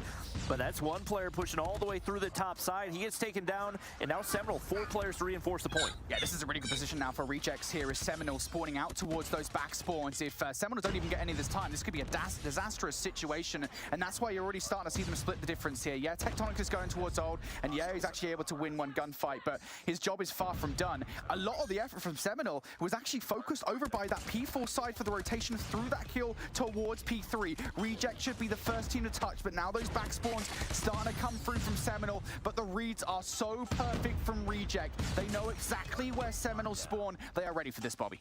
Tectonic takes high ground control, but there's a War Machine waiting for him, and S-Thug pops the Annihilator. He does the damage by himself. Now it's Ban looking to find something up above. He's able to do that, and a couple of kills on the low ground will find an opening for them. Can they capitalize, though? There's S-Thug. Pred Missile flies on down, and they've got things locked down as they've already built a 55-point lead right here. Finally, an opening for Seminole, but only one player left. That's going to be Vague. He's just trying to keep some real estate cleared. He gets shut down. Seminole cannot find an inch here on takeoff. I mean, this has just been superb on the whole from Rejects. They've played perfectly on these rotations. I don't think the spawn out towards the back of P2 helps Seminole on the rotation towards P3, but certainly Rejects have been masters of control here on this map thus far. The fortunes have to change for Seminole as we get into this map. Maybe some investment coming out from the operators. You've got 3 on side and a streak hunter killer drone to speak of. First gunfight, going the way of Marshy. A couple of players still inside. It's Solo and it's Jez. You've got to deal with them, but flank player now starting to come through. Washi, though, for the double with the Annihilator, and he deals with that perfectly. What a great read coming through from Seminole. Are they going to read the split spawns, though? 3 players on one side, 2 players on the other. Here we go. Looking to approach. Faye gets shut down there with the equalizers, and now an opportunity here perhaps for Seminole. A couple of kills starting to come through. They're looking to try and hold on to it, and now is a one-dimensional attack from Rejects. Seminole, they can read this, but do they have the numbers? They don't, and they get shut down right there. So once again, they're forced all the way to the back, and Jez with the pinch play right here. Raballo from above. They get picked apart, and one by one, Rejects take back the hard point, even if only for a few seconds. Typically don't see P4 go this contested, but these two teams really going at it right now. Solo continues to tear through, and he's going to find a little bit of real estate, but it looks like it should be Seminole finding scraps here as they slowly make their way back into this one. Yeah, this was a big chunk of time for Seminole. They couldn't afford to go into the second set of rotations with just 20 to 30 points. It would have been disastrous. And to be fair, while 53 points isn't that much better, it's somewhat more palatable. There's a way back into this game. Rejects are not that far ahead, and they don't have that much more utility to work with. They haven't earned really any score streaks off the back, or kill streaks, excuse me, off the back of the first set of hard points. So Seminole still in this game. S-Thug, though, the rest of the squad now want to give a go at P1. Currently, Master's just chilling inside. He's already pretty weak, so won't be long for this world as S-Thug's going to take him down through the bottom of construction. Washi's able to find some damage, but not actually that much to talk about in terms of kills. And now you want to be careful if you're Seminole here in this situation. You don't want to invest too heavily into this P1 scrap time. You need to make sure you get the rotation towards P2 in your favor. S-Thug takes himself down right there, so that's some missed utility, but Solo finds a 3-piece on the point. And with that, Rejects can continue to find these little pieces of scrap to maintain the lead that they built so far. Marshy on the pinch play, able to take down 1, and now that's 4 down. Just like that, Seminole should be able to get the scrap time, and they've got the positioning toward top stadium right here. One player going to peek out, but it's going to be Vague hopping back in through the window. He's going to be able to deal with S-Thug in the top side, and with Marshy there to reinforce, should be an opportunity for Seminole to finally close this gap. Raballo, though, finally pulls a 2-piece out of his bum. And now Rejects here in a position perhaps to hold on to time that really should not have been there. Seminole, they had this rotation in their favor, and now you're starting to see investment coming out from Washi. It's going to be the Annihilator. What can he do against an Annihilator from S-Thug and the War Machine from Raballo, who's finding kills? It looks like the value is just so much better for Rejects here. And again, these players at this level of Call of Duty Mobile, they know how these spawns work. They know exactly where Seminole are going to be coming from, and you're starting to feel a little bit of desperation if you're Seminole. They get completely cut down right there off of a fantastic P2 setup. That's going to be Envy going big with the claw. Tectonic responds with a War Machine, but he gets shut down. And once again, it's Rejects picking up the scraps. Seminole with a solid setup toward P3, but it has got to be a near perfect one as Rejects have already built a 100-point lead between these two teams. And right now, looking like they're on their way to a map 1. What can Seminole do in response? Yeah, to be fair, this is the hard point right here where they could get a full 60, but oh no! It falls apart right there and then. Raballo once again pulls out one of his wondrous 2-pieces, followed up by a 3rd, and all of a sudden, Rejects now starting to put the screws to Seminole here. Do they even break the 100-point barrier? They're forced to invest some of their operators. The equalizers come out from Vague, and now they're going to get shut down once again. Ban finds the double. Is there any more for Seminole? No is the answer, and they're spawning in the worst possible place here towards the back of this hill, Bobby. With 30 seconds left, they have no choice but to push through, and despite 3 kills coming through, Jez now with a Sparrow, starting to keep these guys away from the hill. Rejects just continue to find 2-piece after 2-piece. And Rejects just... every single operator has been near perfect for them. So much value found out of nearly every player. They now sit up 110 points on the reigning NA champions, and Solo continues to blaze his way across the map. Couple more seconds of scrap time, because why not? And would you look at that, they've already got the setup toward P4. That's going to leave Seminole spawning in those weak side spawns. It should be easy for them to cut it off, and yes it is. Envy's able to find 3, close to a pred right here. Rejects doing everything they can to close things out now. And you know they're spawning as well. Predator missile down, it finds 2. Martian Ban, back to the respawn point you go. Spawn out coming through now, splits for Seminole. This has to be the perfect hit for them. Is there any investment to be talked about for Seminole? Well, there is for Envy, who finds the double with the claw. Has to turn and burn onto a couple more players coming in from behind. One looks to find their way through, and they cannot get it done. Rejects now looking for the last 10. S-Thug and Islander's gonna pop. He's trying to end things here. Vague's gonna be able to shut him down, but they still gotta get onto the point, and they've got the weak side spawns. Pinch play from Envy. Equalizer through the doorway. No avenue for them to make it through. Solo finds the final kills, and Rejects puts Seminole in the 100-point club. I was wrong. That was not how we were expecting that to go at all. Rejects just slammed Seminole in the hard point. I mean, we were both wrong. I mean, I maybe thought Rejects would take the series, but I certainly didn't think this was the avenue in which they would start it. A 100-point club on take of hardpoint, a map in which we've seen Seminole make marked improvements on this season, even if historically speaking, Rejects have been good in this. I mean, literally everybody except for Tectonic was completely in the blender in that one. Minus 16 for Washi, minus 9 for Vague, minus 16 for Marshy. Like, those are not stat lines that you realistically ever see them put up. Maybe some struggles in Search and Destroy, but my gosh. S-Thug, Envy, Raballo, I mean, talk about a revenge game for Envy. Obviously, the job's not done yet, but that is a heck of a start for this Reject squad. And once again, a little bit of deja vu from last season's finale to the challenge season, as obviously we saw that these same two squads go at it, and it was much worse than a 100-point club, but LG falling 250 to 34 on this exact same map. Seems like the improvements may not have been quite as good as we thought. Honestly, to be fair, I don't think this is necessarily Seminole playing badly by any means. I think there is an element of, you know, we compare operators to operators, and Seminoles just were not there in any similar capacity to Rejects. Every single time we saw them from Rejects, there was real value to be found. But also, I think just fundamentally speaking, Reject on a lot of these powerful rotations, they were getting control. There was key breaks coming through. I think P3 on that second set was paramount to winning the entire game. Certainly in a fashion they did. We looked towards P2 to P3 on the first set, and that was a huge rotation from them as well.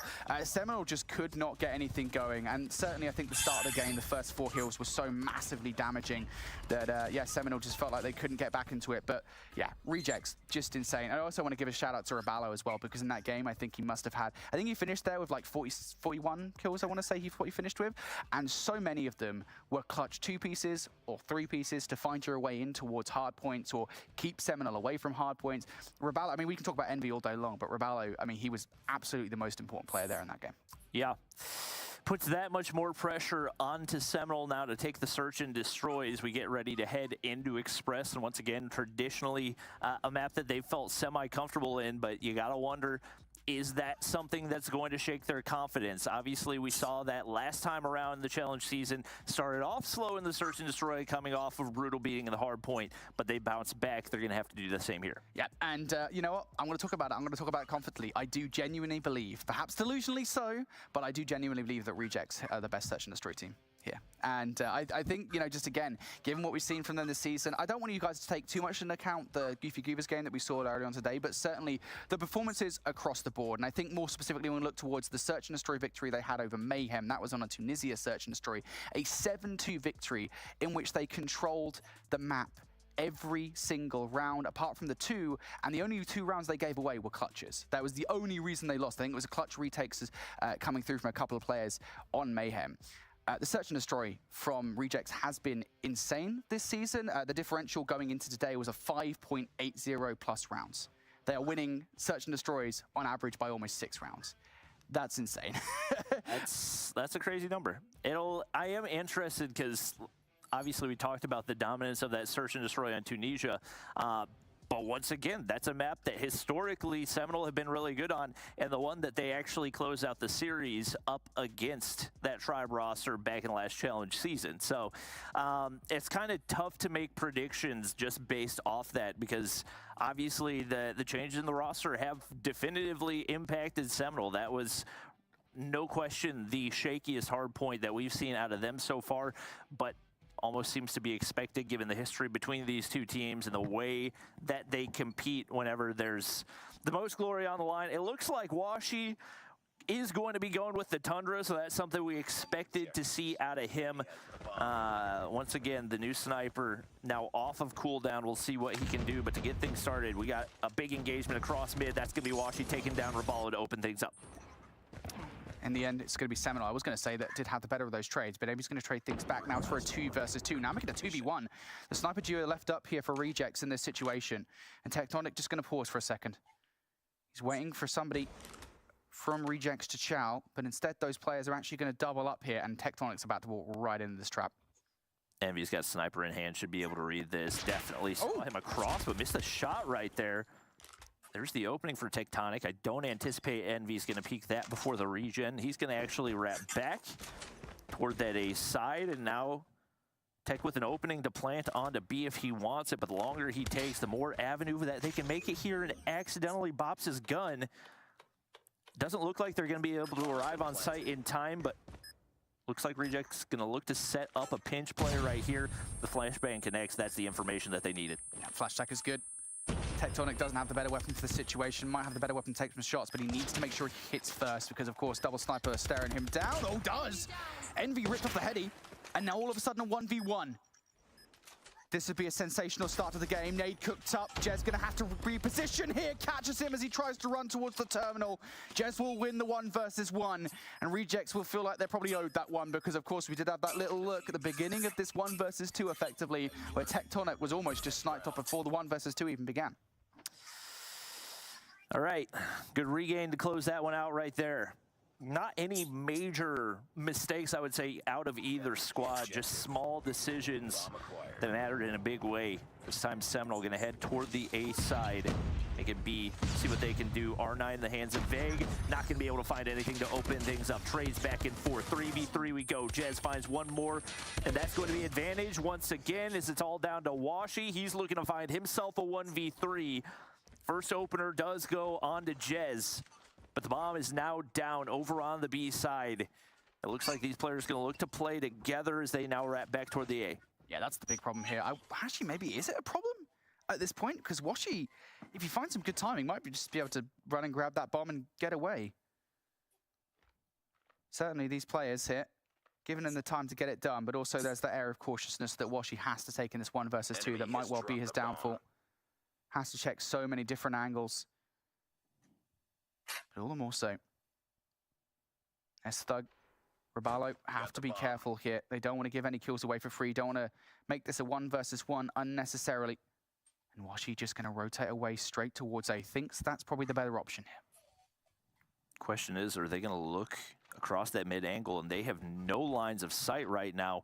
So he's made his way all the way toward that opposite side of the map and should be afforded a bomb plant right here, assuming he can get it down in time.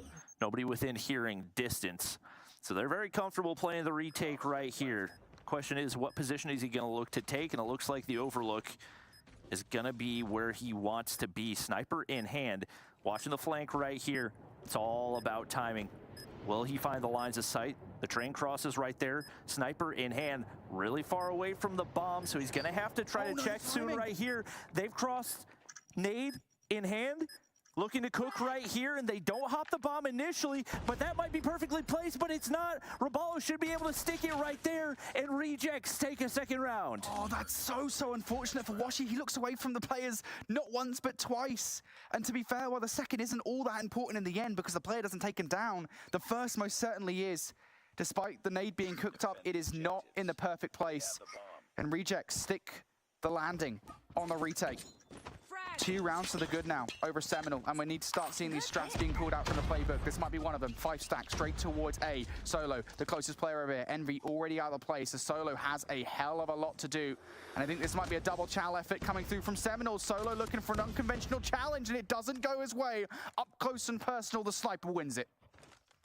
Jez trying to find an opening, trying to find one player to take off of that A site. Tectonic's not going to overchill, and one player crosses into Train. So the bomb should go down right here, and it's going to be a 3v5 retake. Really difficult spot for this Reject squad to be, and with Washi taking down S-Thug. That should be the end of the round if they're able to play this correctly. Jez finds the opener on Tech, but once again, a lot of work to do, and especially with a shotgun on the inside of Train. Washi up top. That's some damage dealt right there, and now a little bit more breathing room, but once again, you've got to start to move quickly, and until you take down Vig, you can't feel comfortable. Band able to take down Jez, and now Roballo all alone. Marshy from above is able to find the kill, and Seminole able to bring things back a little bit. Much better from Seminole there in round number 3. Team play is perfect. They swarm the A site, they get control. Rejects without the numbers cannot make the retake work. We got the bomb. So they're on the board. Now, do they play the same strategy, or is it going to be a little bit of a delayed here? It feels like certainly the timing is going to be looking to throw Rejects off. They're playing this one relatively passively, either waiting for somebody from Rejects to get hyper-aggressive, or, again, trying to make the timing work out in their favor. I think this is probably more the latter than the former. S-Thug, though, going to get some bad timing. Audio cue given away to Band in the middle of the map, and Band walks away with that first blood. That does give Seminole a lot more options now. Washi playing dodgeball with grenades right now, able to keep his life. What? Threads the needle with the shot onto, I believe that was Tectonic, and just like that, things have been taken into hands for Rejects, all down to Band in Marshy, and with nothing but SMGs, it's going to be tough to work a map this big. Band's going to get shut down right there, and Rejects very much in the driver's seat in this one. The delayed push does not pay off one bit for Seminole, and you got to think they have a different push coming here. Dude, what a reversal. Seminole draw that first blood. You feel like maybe the world is their oyster, and all falls apart. Let's do this. Rejects now aggression. We saw this back in round number 1 and 2. Vade's going to win the initial joust with the R9. S-Thug's the only trade coming out, and it goes from bad to worse here as Jez very quickly left up in a 1 versus 4. That bomb is going down, whether he likes it or not. And Jez is just in a really tough spot here. Is going to be able to get away with a snipe against Washi, and no immediate reaction from the last 3 players. So still possible here for the 1v4. They're just going to back up toward the backside of B. Got one player playing the stairs heady. And if you can find a nade opening here, might be able to find something, but just so many angles to clear, and he's taking a lot of time to do this. At least gets one spot cleared out, but he's second-guessing himself. And at this point, he has afforded way too much time to the opposition. Only 16 seconds. There's no realistic way that he's able to clutch right here. And with this, Seminole should be able to draw things back a little bit once again. Just trying to see if he can find a pick, and especially with that snipe not connecting, can mark the end of the round as Seminole bounce back and take one for themselves. And just one of those situations, like the first couple of rounds, where the opening joust, I think, really does dictate how the round is going to go. Seminole with a 4-for-1 trade. Leave Jez isolated. So this has been a very close search and destroy so far. Seminole have managed to grab away 2 offensive victories from Rejects. This is their last effort before we switch sides. And it is once again that slow but sure work here, and it works out perfectly as Tectonic just going to wait for S-Thug to cross his path. Roballo gets away with a free kill against Vague, and no immediate trade though, so it's not the end of the world for Rejects just yet, but they have to be careful about what Seminole might be cooking up through the middle of the map towards A. Ooh, big kill for Roballo. Takes the advantage back to Rejects. Bomb still in hand for Tectonic, and he's going to be able to find the pick right there, so now we've equalized. They're back towards spawn. So he starts to throw a look over toward that B side. Big engagement right here. It's going to be Solo up against Washi, but Washi turns, able to get the information there, and with that, Seminole have retaken the man advantage. Marshy, at bare minimum, has information onto one player, and it looks like a full collapse over on the A side. Yeah. Clearance being made there by Washi. Recognize the hate. Nobody's home at A. Let's go get this bomb down. Definitively flip the situation into our favor. And that's going to be the case now. Mashi for the small little jump up here. I think wants to try and outposition players that might be coming through towards that locker side. And it is going to be a split effort here from Jez and Envy. They've switched, or Envy switched away from the sniper rifle towards the DRH for this round. And Envy has to try and play all sneaky like towards the back. Washi's just spotted him out. Should be an easy kill. Maybe not. Actually, Envy's going to win the gunfight. Washi misses 2 quick scopes. And now a 2v2. Time is still not really on their side, though. This collapse has to happen quickly. Envy spotted out. Tectonic now just wants to try and play his life as much as humanly possible. Up top, Marshy finds one. Someone's got to jump on the bomb, though. Envy, all you've got to do here in this situation is jump on the bomb. The first kill is good. Marshy's there to close it out, though. And that is so tough. Again, time and lives just not on their side, despite that first kill coming through against Washi. Well played by Marshy.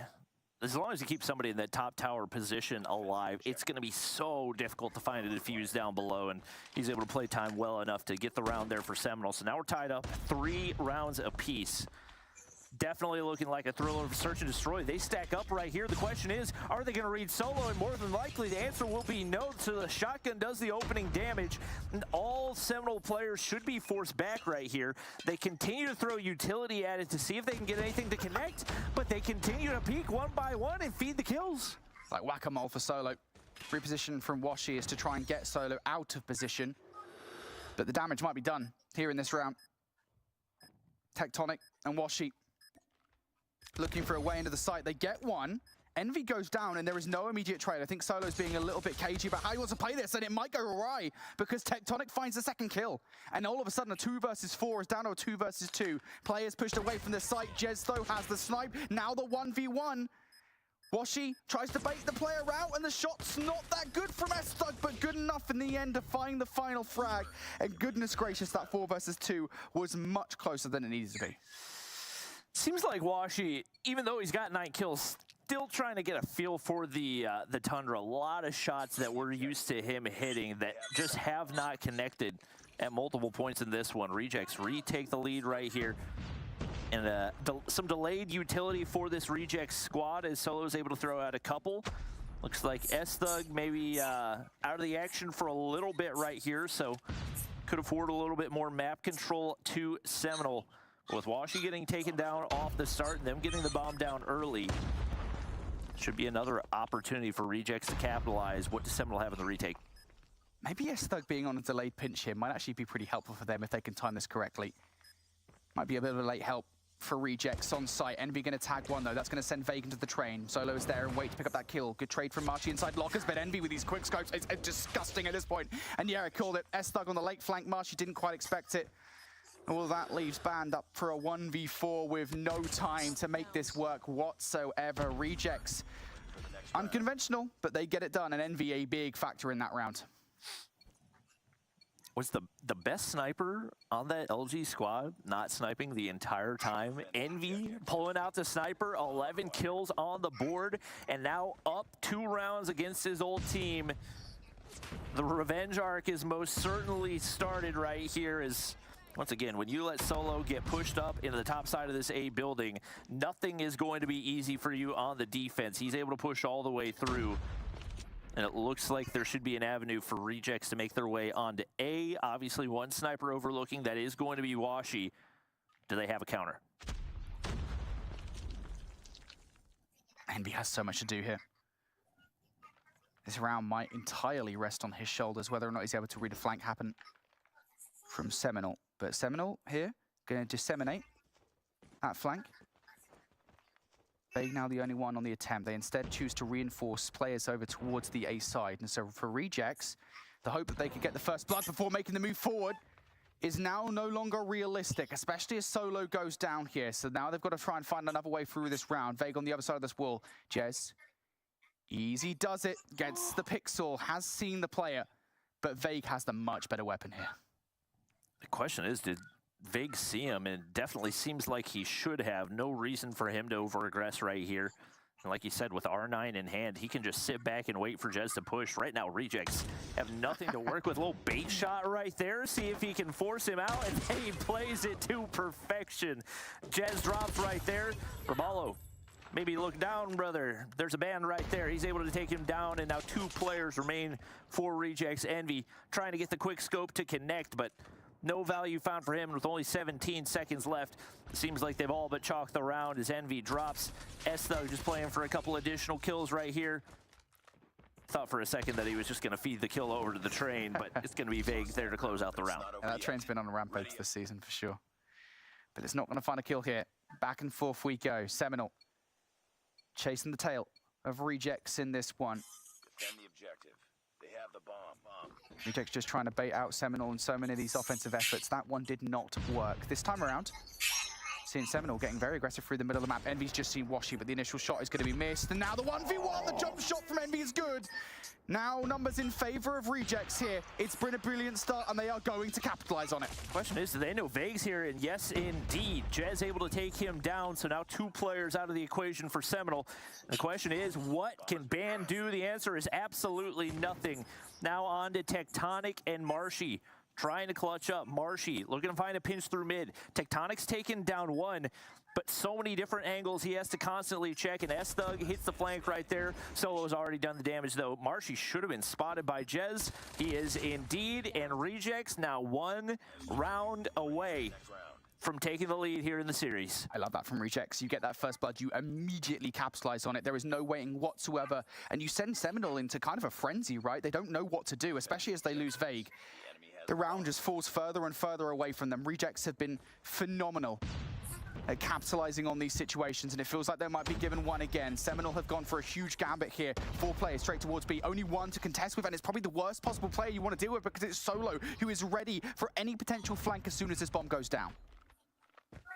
Tectonic trying to find that player that's made their way into the bomb site. Can't find any lines of sight on those players over top of A as well, and it's going to be a tough position for a 5-man retake, but Washi's going to be there to open things up. Still 1 player remaining in the top side. Vague takes control of train right here. With Marshy getting that trophy down below, he's got somebody to overwatch from above. It's got to be Raballo there to take him down, but Tectonic is there to save his life, single-handedly taking care of Marshy, and he's going to be able to close out the round to keep things alive for Seminole a little bit longer. Rejects here in this situation, 6-5 up now. Could well close it out on this one. And it's going to be straight back towards A here, Bobby. All right. They get aggressive toward the A side once again. It's going to be Seminole sitting back, and obviously pressure onto Washi to find that opening play. He's the one overlooking onto the site, not going to be able to find the crosser. So Raballo should be able to get the plant down, but they've taken out the trophy. Utility goes across, but not in time to take down any of these Rejects players. Envy pushing back. Well, duo flank watch right here. Band gets hopped over the top side, and Marshy looked like he was going to have an angle, but Jez reads it once again. Rejects, such phenomenal response.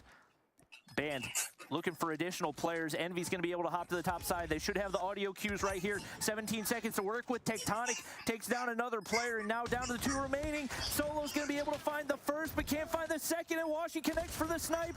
Now down to a 1v1, Tectonic versus Jez, and not enough time to work with. Jez should be able to take down the diffuser, and Rejects take the map. Well, that is significantly closer than what we've seen before from Rejects in Search and Destroy. Every single Search and Destroy they've played has gone no further than 9 rounds, of Rejects taking it 7-2. This one, Seminole, of course, are going to push them the distance all the way to a 7-5 victory for Rejects.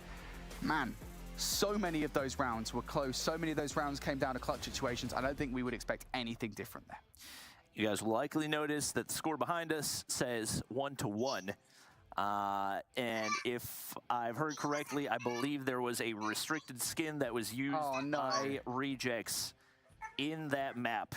So it is, despite the outcome of the Search and Destroy, going to be now tied 1-1. And that's going to be a sigh of relief for that Seminole squad, as it definitely felt very much like the series was slipping away from them. Damn. Yep. Damn, that is tough. That is so tough. Wow. That's really frustrating, I think, for Rejects on the whole. I mean, nobody to blame but themselves. But at the end of the day, I think that's really frustrating, I think, just because obviously we talked about the Search and Destroy, what Rejects have been bringing to the table, and the way that the series has gone so far for them, winning the hardpoint in the way that they did, following up with Search and Destroy and performing how they should have done. And now it's 1-1 in the series, so things will be a lot more tense from this point out. Hey, at least at this point, Bobby, we're right with how we thought the series would go right now. Yeah, it's it has been super competitive. And puts that much more pressure onto our swing map and that raid control. I felt pretty confident heading into this series that Seminole would be able to take it, but with the way that this one has gone so far, I feel like most of my confidence has pretty much gone out the windows. Seminole have looked probably the most discombobulated that we've realistically ever seen. Obviously, you got to give credit for Rejects in the way that they've performed. But it hasn't looked like an uber confident Seminole squad from what we've seen so far. Yeah, I don't necessarily know if it's confidence at the moment, because I think the confidence is still there. I think at the moment they're just trying to figure out a way to get around Rejects and the way that they're playing, because this new Rejects roster, I think, certainly is revitalized from what we've seen in the past. This is, you know, again, previously in the past, Tribe have been a competitive roster with LG back when that happened. Obviously, we, you know, despite the fact that LG won the last 3 matches against Tribe, now that they're Seminoles and Tribe are Rejects, I think Rejects now with Envy on side just look like a much better roster, and I think they're so much more put together than they have been in the past. So I think Seminole's still trying to figure out kind of ways in which to respond to what Rejects are bringing to the table. But now it is 1-1 in the series after that Search and Destroy. So again, Rejects do not end up walking away with the victory. But now we move into a control. I believe it's going to be raid control. And this one, at least in my mind, just purely based on the map, I think this does ultimately favor Seminole, because this is a really strong one for them. Yeah. I don't know. I feel like my expectations are just kind of out the window at this point, because like, I felt like the front half of the series was the one that they were going to be strongest on, and that most certainly was not the case, especially looking at the takeoff. So they've got to take back some of that momentum for sure. Obviously, taking them out via DQ will do something, but it's not something that you can feel super confident about, because you've still yet to legitimately win a map, you know? Like, obviously a win is a win, but you have not taken one by outplaying your opponent. Yeah, for sure. I think that confidence is still going to be there for Rejects as well, and you already talked about it, especially as you get into the second half of the series, when we start to get towards the Tunisia Search and Destroy or the Hacienda Hardpoint. It's like, well, hold on a second here. Rejects have been really good on these maps, and it does become, right, look, we've lost one map. It's fine. It might be frustrating, and, you know, we shouldn't have lost it, but at the end of the day, we've got a really good second half of the series coming through here. So for me, you know, I still stand by what we've kind of talked about earlier on before we got into this series. This raid control really does feel like it could well be everything, especially now that Seminole, one way or another, have an into this series. And yeah, I mean, if Rejects go 2-1 down, it gives them a chance to maybe just steal one of those maps away towards the back half of the series, and this could still be a Seminole victory. All right. Well, just waiting for our players to get ready, and then we should be good for the control. But, man, Rejects just look absolutely phenomenal, and it's not any one individual player that I think you can necessarily attribute it to. I think you do have to give a lot of credit to Envy, because he was huge on both maps for them. And obviously this is a matchup that's probably more important to him than anybody else between the two squads, but just across the board, great consistency for that Reject squad. Well, I mean, that's a really good point. It's a really good talking point. I don't know if we've even really talked about enough for Envy, for a player who, you know, made the jump from Seminole to Rejects, or LG to Tribe, or at the start of the season. That's a massive jump from a team that was, you know, ultimately and still are one of the best teams here in the world, and probably the best team in North America predominantly. It's a huge jump to go to the #2 team that maybe wasn't as competitive with the rest of the world. So yeah, definitely massive risk for Envy, and it's worked out so far. At the start of this round, it is working out perfectly, as 3 unanswered kills make that 4 go the way of Rejects. Seminole attempting a late flank by way of Vague, So it's a good response. Rejects now going to be somewhat stunted in what they can do, but they are just winning the gunfights. Jesus. Well, there's Marshy picking up one. Another for Washi. And it looks like B should be pretty much completely locked in. Attempted a contest right here. They're actually able to clear things off. So that equalizes the lives a good bit, and that progress will be completely wiped away. Naturally, Rejects hit the wrap back toward the A side right here. See what they can find. Tectonic able to clear off one. Rabalo trade right there, and Jez is still going to get dealt with, but not quite enough ammo in that window. Solo's looking to do it all by himself now on the hard point, but he's going to get pinched as well. So even though they've been able to clear things off, that's a lot of progress onto both sides. Rejects are going to hit the wrap back toward B, and just like that, they only need one more tick of progression for them to be able to lock in this round. I think right there in that little sequence of events, you kind of start to understand why we consider raid control so offensively sided, right? Because of the way the spawns work. If you so heavily defend the B point, you're going to allow Rejects a chance to just transfer straight over towards A, and that is exactly what happens there for them as they go back and forth between the points. 2 ticks of progression already made on A. They just need one hit, and this will be a round for them. Vague and Tectonic, though, not allowing it to happen just yet. Rejects, if anything, kind of just need to waste time for the player on the flank to actually do something, and I think that just kind of all goes awry here as S-Thug goes down. Seminole doing a good job on the defense at this point in time, but it is, again, very tentative. It only requires one break at this point. War Machine coming out really early for Rabalo, but he gets taken down. That goes completely to waste. And Seminole doing a phenomenal job of holding the line. One player does get taken down, and you got to get on the point ASAP. Washi, the snipes are hitting now.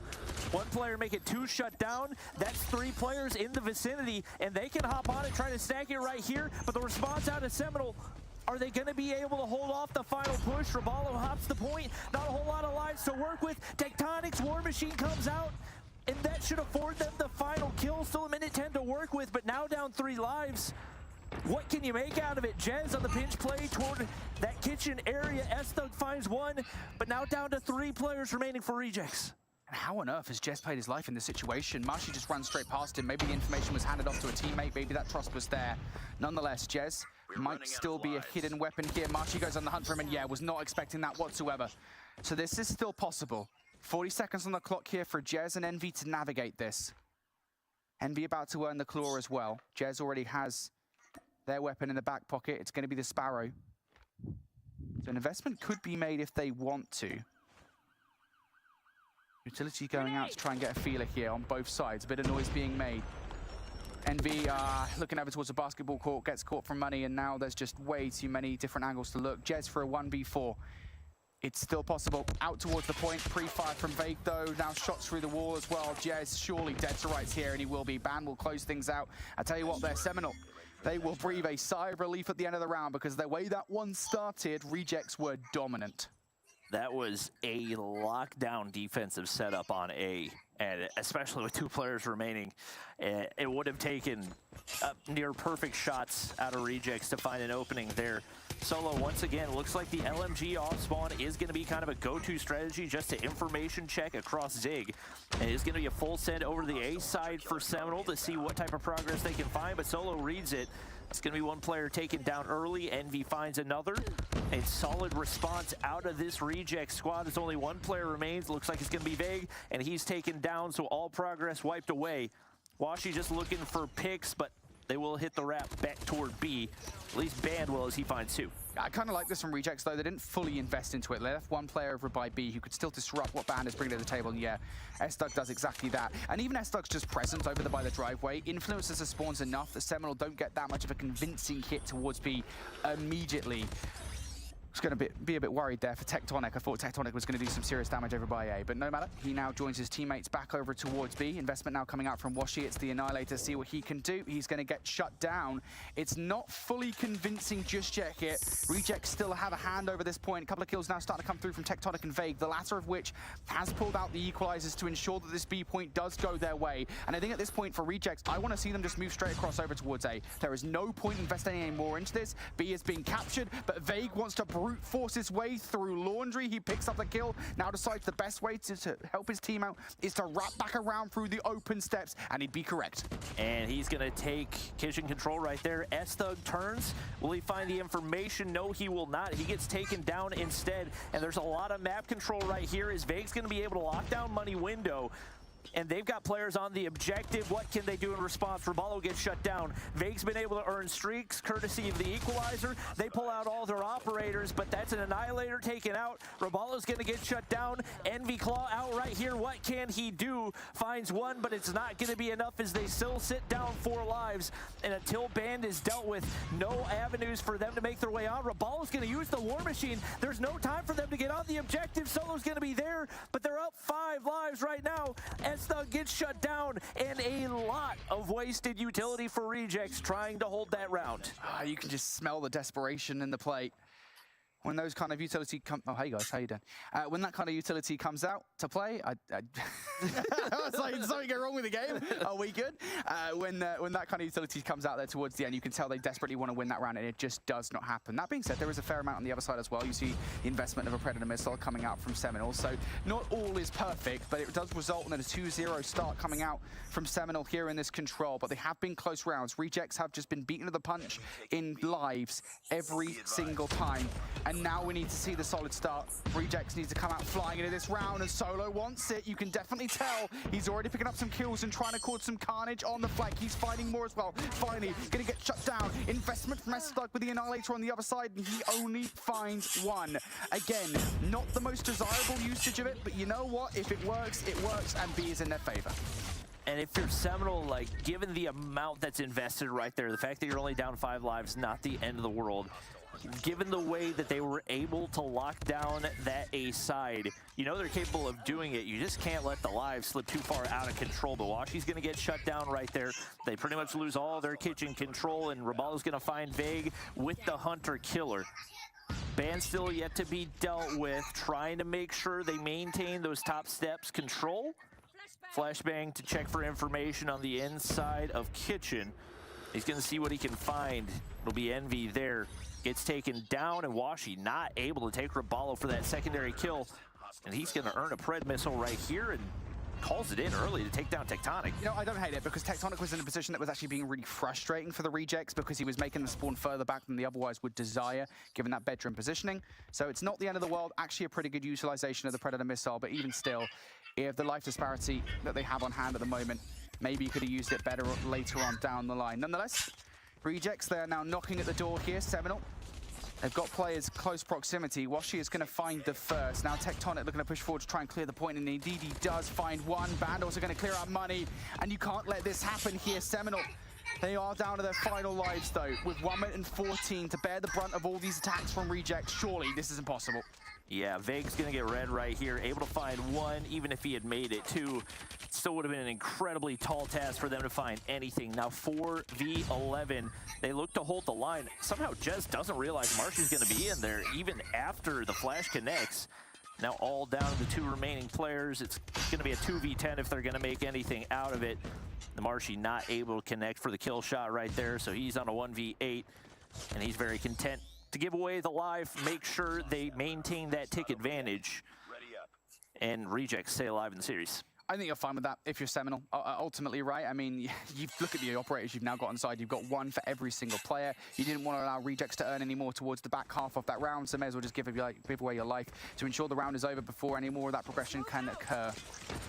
Now Seminole, off the start of this round, they want to close things out. It's going to be a War Machine for War Machine play. Roballo and Tectonic all finding value, but Tectonic is finding more. He picks up a couple of kills. Marshy isn't actually finding all that much with the claw. He's just firing the shots off into the void, but this is a heavy investment coming out from Seminole at the start of the round. They really want to drive this one home with a life disparity. And what is the response from Rejects? They're going to play this one super passively. I love this. This is the perfect counter for what Seminole have been bringing to the table. Especially when you see 3 operators come out. If you can take that much utility off the table and it doesn't cost you any lives, you'll take that any day of the week. Marshy going to be able to find 2 inside kitchen. There's another for Washi right there. So now Seminole have taken control of the lives, and they make some wrap up toward that top laundry side.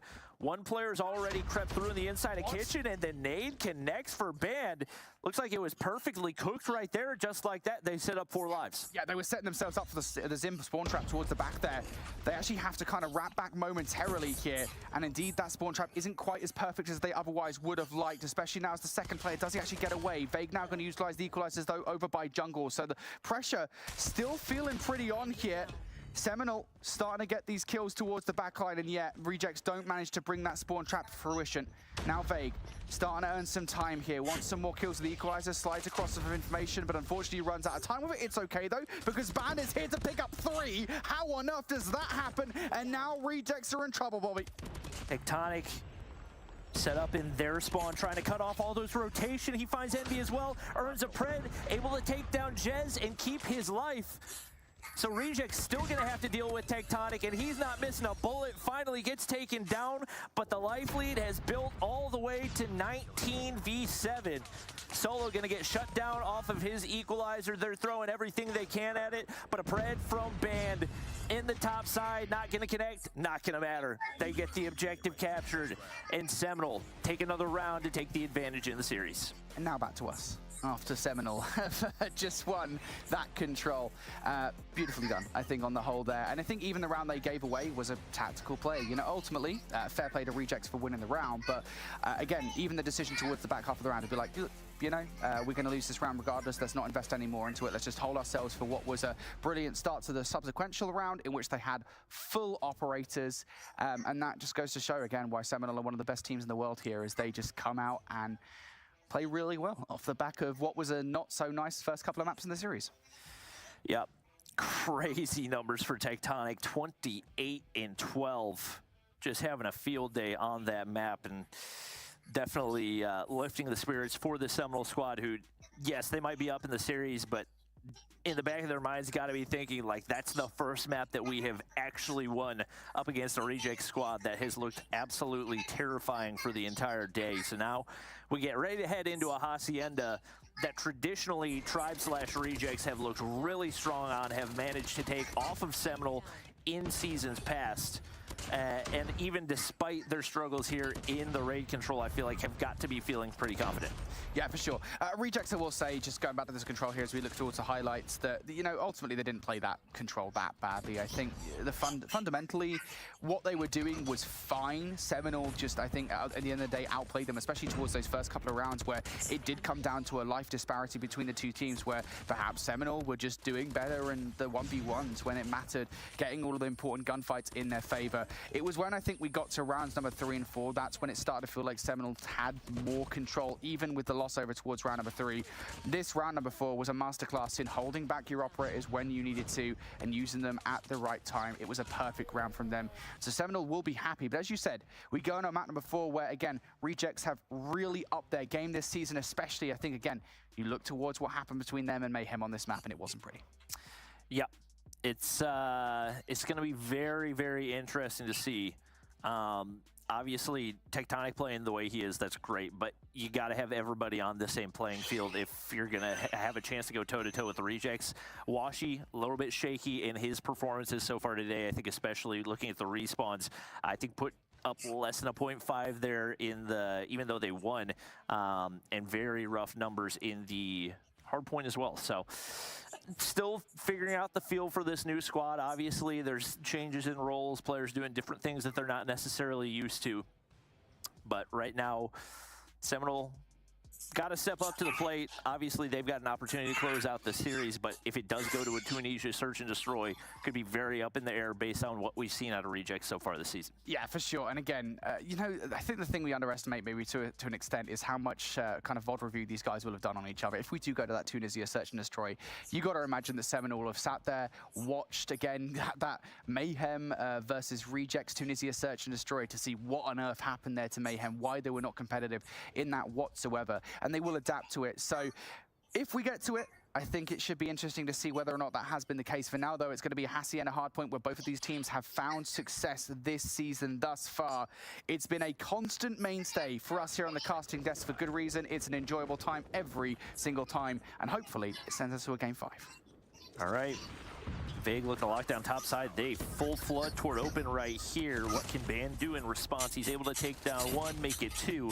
So that's full top side control, especially with Vague locking in that kill. Should be fairly easy for Seminole to lock in some hard point time. Stress-free, and Wash, he turns and burns onto Robalo right there. But just like that, 4 kills in the feed for Rejects, and they're trying to see what they can do up against this initial push for Seminole. 1 player on the objective, but still topside control is there for Seminole, but doesn't seem to matter as Rejects picking up all the kills. The feed has gone completely yellow. Now Rejects in a really good spot, but maybe not so much for the rotation here. This is a early give up for Seminole over by P1. They've given up a lot of rotation, a lot of control. They haven't fully got control of it just yet, though. 1 player going to slip the net. That's going to be Jez, who, after finding 1 kill, will inevitably get hunted down. So Seminole, they are putting a lot in towards this rotation towards P2 to make sure that they can hold it. Spawns can be a little bit janky sometimes here on Hacienda, though, and you're going to see that right there. Player spawning in the back line is going to be S-Thug. How much damage can he do? And he finds the first kill. Big 1v1 over by Rock as well from Envy, and Envy finds it, and now the pinch play is on. Marshy has to win at least 1 gunfight here in the back line, and to be fair, as those back spawns start to come through from Seminole, that play from Rejects completely falls apart. He sees players spawning in that back side, but Band was able to keep them distracted so long that Seminole have been able to lock the lead back in. Rabalo's going to be able to push through the front, and once again, solid feed for Rejects, but Tectonic going to get shut down right there, and once again, sent to a full reset. Rejects locking in a nice chunk right here. Solo does get read by Band, but forced back to regen right here, and once again, with 3 players stacked on the point, needs to be a huge feed. Vague's going to be able to find one, does damage onto another. So the scraps will be here for Seminole. Nobody going to look to contest, but a foot race toward P3. Looks like they should arrive at similar times, but it will be Seminole arriving in the top side initially, and one should have barn control here. So if they can find these opening kills, could be a huge start. This is a massive rotation from Seminole, especially as they got the Bellow Cobra by P2 side, and for the most part, they are winning the gunfights as well. Band opens up for the first couple of kills. Jez, what can he get done? Absolutely nothing. Envy's going to find 2 on the other side here, so these guys should continue to butt heads time and time again until something will break it, and Tectonic here is going to be that man. Finds a couple with the War Machine already. Does he read the back spawn here from S-Thug? Gonna go for the check. I don't think he actually necessarily saw it. S-Thug is able to do a little bit of damage. Is it enough perhaps to prevent an opening for Rejects? The answer is yes. Rejects actually gonna be able to find their way through now. Solo for a double. Back and forth we go on this hard point. Rejects are fighting tooth and nail to keep Seminole away from it, especially with the investment of the War Machine. Seminole, you have to imagine, have to get a lot of time here. And the DRH is absolutely cooking right now for Seminole. Leading the way are Tectonic and Vague. Band with 11 kills to his name as well. It looks like Rejects saving up for a big P4 right here. 4 operators charged and ready to go.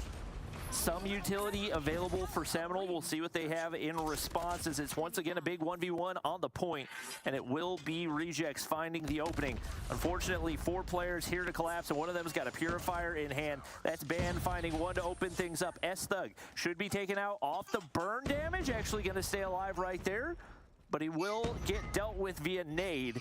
And now Jez gonna pop the Sparrow right here to see what he can find. Solo tries to hop the top side, gets shut down. Vague, Equalizer, what can he find? He'll hold the line for the time being. S-Thug with the Annihilator needs to find some value. How much is he going to find? That's the question. Vague is already being a nuisance with the Equalizer, and he's not even really given a chance at the moment. He needs the rest of the team ideally before making the move forward. Here we go. 3 kills being made. Investment already coming out for the Claw as well, and Marshal's going to get shut down almost immediately after he uses it. This is a massive push coming out from the Rejects here for a back 15 seconds that would keep them competitive with Seminole in this hard point. Ban and Washi still looking for this time, though. After all that investment from Rejects for a back 15 to 20 seconds or so, you start to ask the question, was it really worth it? Solo's now going to bring the Equalizers out as well.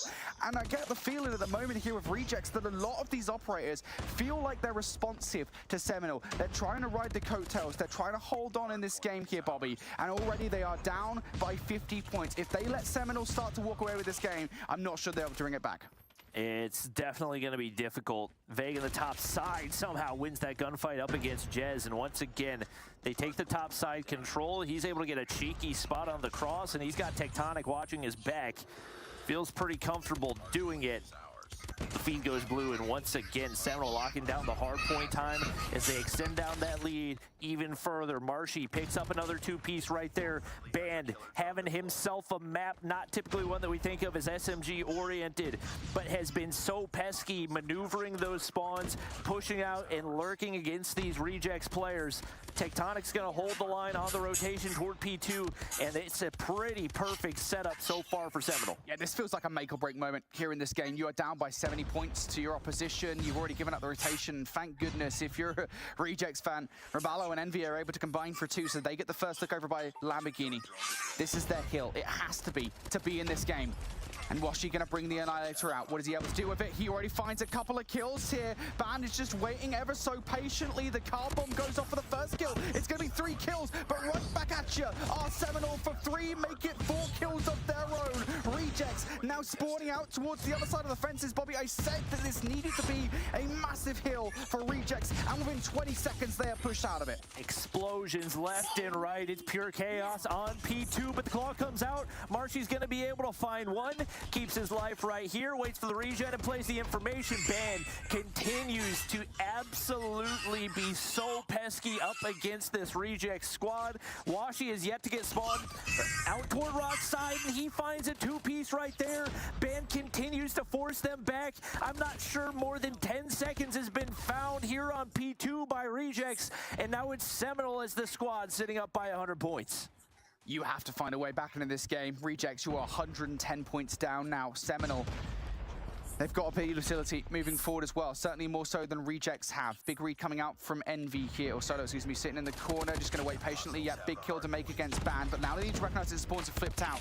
Despite a wave of gunfights going for the most part in their favor, this is where they struggled before, just trying to fight fences from this side. Band decides now's the time to bring out the Purifier to try and clear out tin, and then fences from there on out. On the other side, it is a big investment coming out as the claw is being utilized by Envy. These need to be valuable for Rejects, and for Ban, he finds the double. That's the opening that Seminole required here, as once again, Rejects not anywhere near as convincing as they need to be. Jez, solid value out of the Sparrow, able to find a couple with the Fennec in hand as well, but he gets taken down. Once again, phenomenal response from Seminole. Vega in the top side, gonna be able to find one, another for Tectonic. Washi's broken on through, and once again, it's Seminole locking in time. Players on rotation for Rejects. 2 players already going to be there, and 1 player pushing from garage. So they'll have the opening set up, but it's Seminole finding kills on rotation. Washi clears off the objective for that last few seconds of scrap time, and big engagements on the hard point. Solo's going to find one to open things up. Backs against the wall now for Rejects. At least you've not got much to go up against in terms of utility. Faye going to try and make his way up around the outside and somehow finds that first kill versus Jez. That's going to make things awkward. Faye now going to turn her attention towards spawning players to try and keep Rejects isolated inside the hardpoint. For the most part, here Rejects doing a good job to hold on for the first few gunfights in their favor. But yet still, it is a monumental task ahead of them, and that's a good start. Washi has been a constant nuisance there with that weapon, as has Vague, and that is 2 operators immediately off the rip here in this hill that have been taken out of the equation. Rejects are doing a stellar job so far holding on in this game. That's the response that they needed. Near perfect P4 right here. A couple kills do go through, but it's nothing more than contest time right now for Seminole as they do finally break on through. That's going to be 2 kills in the hands of Tectonic. He's going to make sure nobody can make their way from that garage side. And it will be Seminole picking up the rest of the scrap. So now only 30 points needed right here. Band gets dealt with. Roballo holds the line. They get the scraps, but still such a large gap that they've got to close. And Marshy playing that pesky spot's going to be able to find one. Solo in the top side, able to find the read, but they got to get players on the hard point. You can't afford to give up a single second more than you are actively. Fortunately, Envy locking in the top side is going to keep Vague forced back for now. A phrase that you hate to hear if you're the team down in this situation. You have to play perfect hardpoint from here on out. Even these few seconds you're giving away could be detrimental towards the back half of this hardpoint. For Rejects, a path back in perhaps, hold on this hill and get control of the rotation towards P2 as well. But neither of those things going superbly well at this point. Couple more seconds given away to Seminole. Annihilator going to waste for Rejects. Not all that great in terms of holding on towards this hill. Seminole just 16 points shy of victory here, Bobby. If they don't find it here, Look at where they are on the minimap. They might well find it over by P2. One player already set up. Surprise, surprise. It's the man himself, Tectonic, locking down that Lambo. Vague should be able to push down to water side. Rejects are going to pick up the scrap time, but like you said, only 16 seconds needed right here, and there's a War Machine in perfect position, but Jez, Sparrow comes out. He snipes him like Robin Hood off the top of the Lambo. This could be the opening as Rapallo calls in the War Machine. That's a full 5 feet for Rejects to break the point. Seminole just 13 seconds away from victory. They've still got the close spawns through. Fagan open things up with the first kill. It's a pinstripe kill feed. Seminole, is it good enough for them to break on through? Still a couple of players to deal with, and they're doing it. They're still holding on here in this game, Bobby. They are refusing to die, and yet this still feels so tentative. Seminole, you only need one break. One good push. Will they be able to find it? One player pushes on through, but there's Jez to do the final damage. One more player got to get dealt with, but you need the kill right here. No reinforcements, and Seminole have broken on through. Utility Purifier's going to do the burn damage. 5 more seconds. Rejects have to throw everything at it. Jez calls in the prep, but I don't know if it'll land in time. Esto just trying to play his life. Not enough time for Rejects as Seminole remain the kings of North America. Damn. What a series between Seminole and Rejects. Not the way that we thought it would end. Certainly not off the start of this series. And I think we both know that Rejects will be kicking themselves after the conclusion of map number 2.